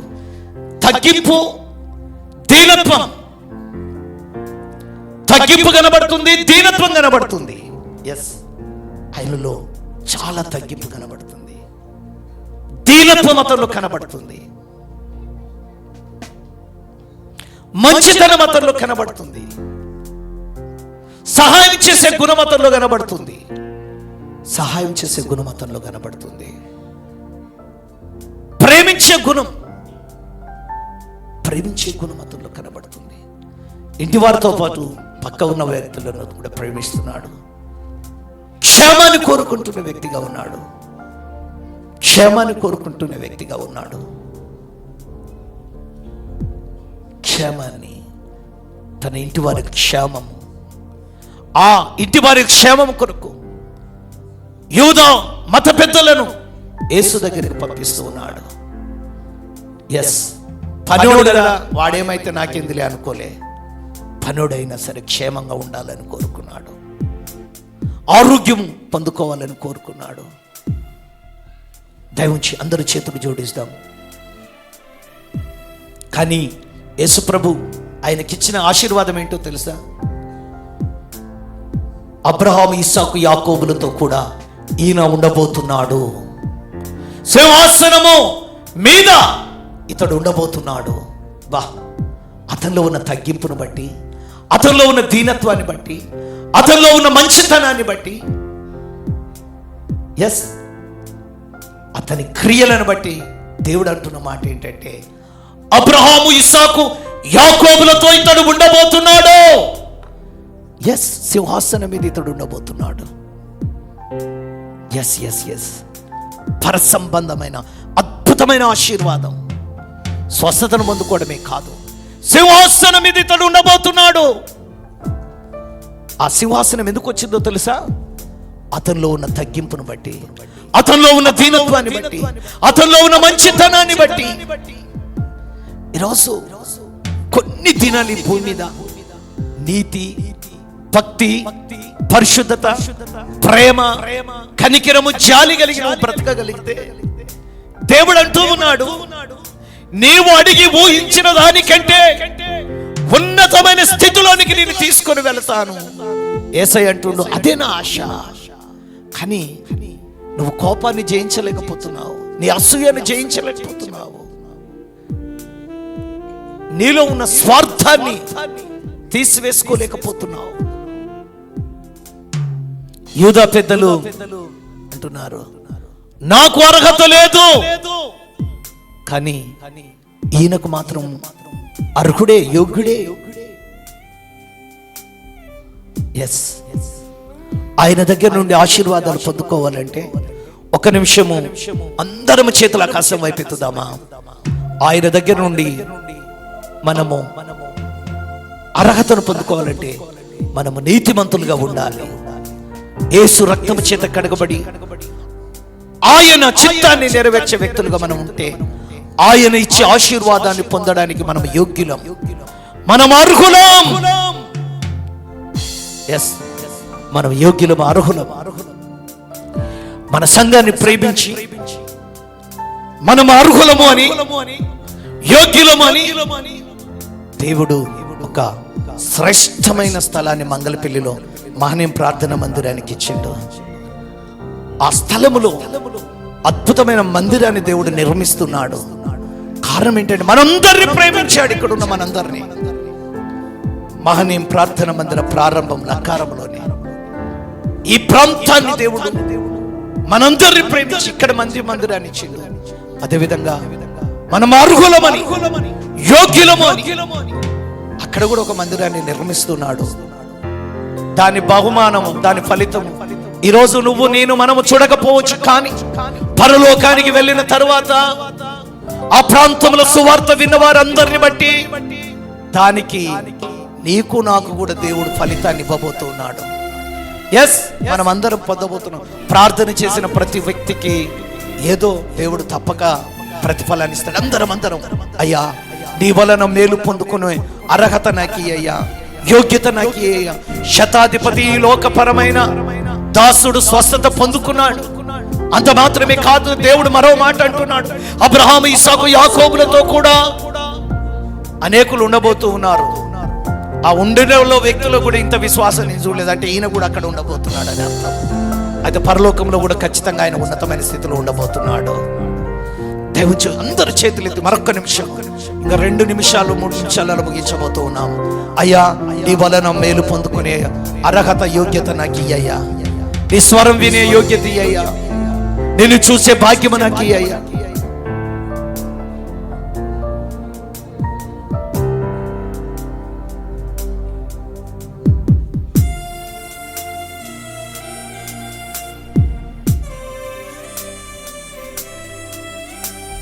ఒకవేళ మీ ఇంట్లోను ప్రేమించే మనస్తత్వం లేకపోతే ఈరోజు ఒక చిన్న ప్రార్థన చేయి. అయ్యా, నా భర్తను ప్రేమించే మనసు, నా భార్యను ప్రేమించే మనసు, తల్లిదండ్రులను ప్రేమించే మనసు, అత్తమామలను ప్రేమించే మనసు, కోడల్ని ప్రేమించే మనసు, బంధువులను ప్రేమించే మనసు, ప్రేమించే మనసు, క్షమించే మనసు అయ్యా. అయ్యా, నాలో ఉన్న కోపము, అసూయను, ద్వేషాన్ని తీసివేయ్యా. శతాధిపతి లాంటి తగ్గింపుని అయ్యా. శతాధిపతి లాంటి ఉన్న దీనత్వం అయ్యా. అయ్యా, శతాధిపతికి ఇచ్చే గుణం ఉంది. నీ సేవ కోసం ఇచ్చే మనసు నాకు అయ్యా. నాలో విపరీతమైన పిసినారితనం ఉందయ్యా. ఆ పిసినారితనంతో ఇచ్చే మనసు నాలో లేదయ్యా. అది కూడా యేసయ్యనాడు, ఇచ్చే మనసును కూడా నాకు అయ్యా అన్నాడు. ఎందుకంటే మనం చేసిన ప్రతి దానికి ప్రతిఫలాన్ని పొందబోతున్నాం. శతాధిపతి, మరలా చెప్తున్నాను, ఇంటి వారిని ప్రేమించేవాడు, పనులను ప్రేమించేవాడు, పనుల క్షేమాన్ని కోరుకున్నాడు. అక్కడ ఉన్న ప్రజలను ప్రేమించాడు. ఆ ప్రజల కొరకు సమాజ మందిరాన్ని కట్టించాడు. ఎంతో తగ్గింపు కలిగి ఉన్నాడు. ఎంతో దీనత్వాన్ని కలిగి బ్రతుకుతూ ఉన్నాడు. అంత మాత్రమే కాదు, గొప్ప విశ్వాసాన్ని కలిగి, గొప్ప విశ్వాసం, చిన్న విశ్వాసం కాదు, గొప్ప విశ్వాసాన్ని కలిగి ఉన్నాడు. దేవుని దగ్గర నుండి కూడా సాక్ష్యాన్ని పొందుకోవడమే కాదు, కానీ దేవుడు అద్భుతమైన, దేవుని ద్వారా మంచి సాక్ష్యాన్ని పొందుకున్న వ్యక్తి. మరి నీవు ఆయన గురించి మనుషులు సాక్ష్యం చెప్తున్నారు, చివరికి దేవుడు కూడా సాక్ష్యం చెప్తున్నాడు. మరి నీ గురించి కనీసం మనుషులని చెప్తున్నారా? ఆయన గురించి మనుషులు సాక్ష్యం చెప్తున్నారు. రెండవది, దేవుడు కూడా ఆయన గురించి సాక్ష్యం చెప్తున్నాడు. ఈ లక్షణాలు ప్రభు మనకిచ్చునుగాక. పరమ తండ్రి యేసు ప్రభుని పాదాలకు వందనాలు, స్తుతులు. వచ్చిన బిడ్డలందరినీ దీవించండి, అందరి అవసరత లెక్కలు తీర్చండి. ఎస్ లార్డ్, శతాధిపతిని మీరు మా ఎదుటించారు. శతాధిపతి యొక్క లక్షణాలు నీ బిడ్డలు, మేము కలిగి బ్రతికి, నిజంగా ప్రభా శతాధిపతి అక్కడ ఉన్న ప్రజల ద్వారా మంచి సాక్ష్యాన్ని కలిగి ఉన్నాడు. మీరు కూడా ఆయన శతాధిపతి గురించి ఒక మంచి సాక్ష్యాన్ని చెప్తూ ఉన్నారు ప్రభా. నిజంగా అలాంటి లక్షణాలు నాకు, మాకు అందరికీ ప్రసాదించండి. అందరికీ క్షేమమును, అందరికీ నెమ్మదిని, అందరికీ ఆరోగ్యమును, అందరికీ ఆయుష్ని అండి. దేవా, అందరి అవసరతల అక్కర్లు మీ మహిమశులు తీర్చండి. యేసుక్రీస్తు వారి అద్భుతాలు చూసిన వారు విశ్వసించలేదు, కానీ ఎక్కడో దూరంగా ఉండి విని అయ్యా విశ్వాసం కలిగి మీ ఆశీర్వాదాన్ని పొందుకున్నట్టుగా మేము శతాధిపతిని గురించి వింటున్నాం. కనుక మా కళ్ళతో కొన్ని చూస్తున్నాము, వింటున్నాము, కానీ నీతి, పరిశుద్ధత, భక్తి, తగ్గింపు, దీనత్వం మాత్రం కలిగి బతకలేకపోతున్నాం. అందుకే ఈ మధ్యాహ్న కాలమందు నాయన దయవుంచి శతాధిపతి లాంటి కొన్ని మంచి లక్షణాలు నాకు, మాకు ప్రసాదించండి. నా దేశాన్ని, నా దేశ ప్రజలను రక్షించండి. నా దేశానికి క్షేమమునివ్వండి. ఇశ్రాయేలు దేశానికి క్షేమమునివ్వండి. అదేవిధంగా ప్రభా చుట్టుపక్కల ప్రాంత ప్రజలను రక్షించండి నాయన. ఇస్తున్న కానుకలను, దశమ భాగములను దీవించి మీ పని కొరకు, మీ సేవలో వాటిని వాడుకోండి. మంగళపల్లి మందిర నిర్మాణానికి కావలసిన ఆర్థిక సహాయమును మాకు ప్రసాదించమని స్తుతి, ఘనత, మహిమ, ప్రభావాలు మీకు ఆరోపిస్తూ యేసుక్రీస్తు నామములో వచ్చిన బిడ్డలందరినీ దీవిస్తూ యేసుక్రీస్తు నామములో ప్రార్థిస్తున్నాం తండ్రి. తండ్రి, కుమారుడు, పరిశుద్ధాత్మ త్రియేక దేవుని దీవెన కూడి ఉన్న మనకును, భూలోకములో ఉన్న పరిశుద్ధులందరికీ ఇప్పుడు, ఎల్లప్పుడూ, సర్వదా, సదాకాలం తోడయుండి నడిపించును గాక. ఆమేన్. యేసు రక్తమే చే, శిలువ రక్తమే చే, ప్రభు యేసు నామముకే సంపూర్ణ విజయం కలుగుగా. ప్రభువైన యేసు రమ్ము, ప్రభువైన యేసు త్వరగా రమ్ము. ప్రభువైన యేసుక్రీస్తు కృప పరిశుద్ధులందరికీ తోడై ఉండును గాక. ఆమేన్.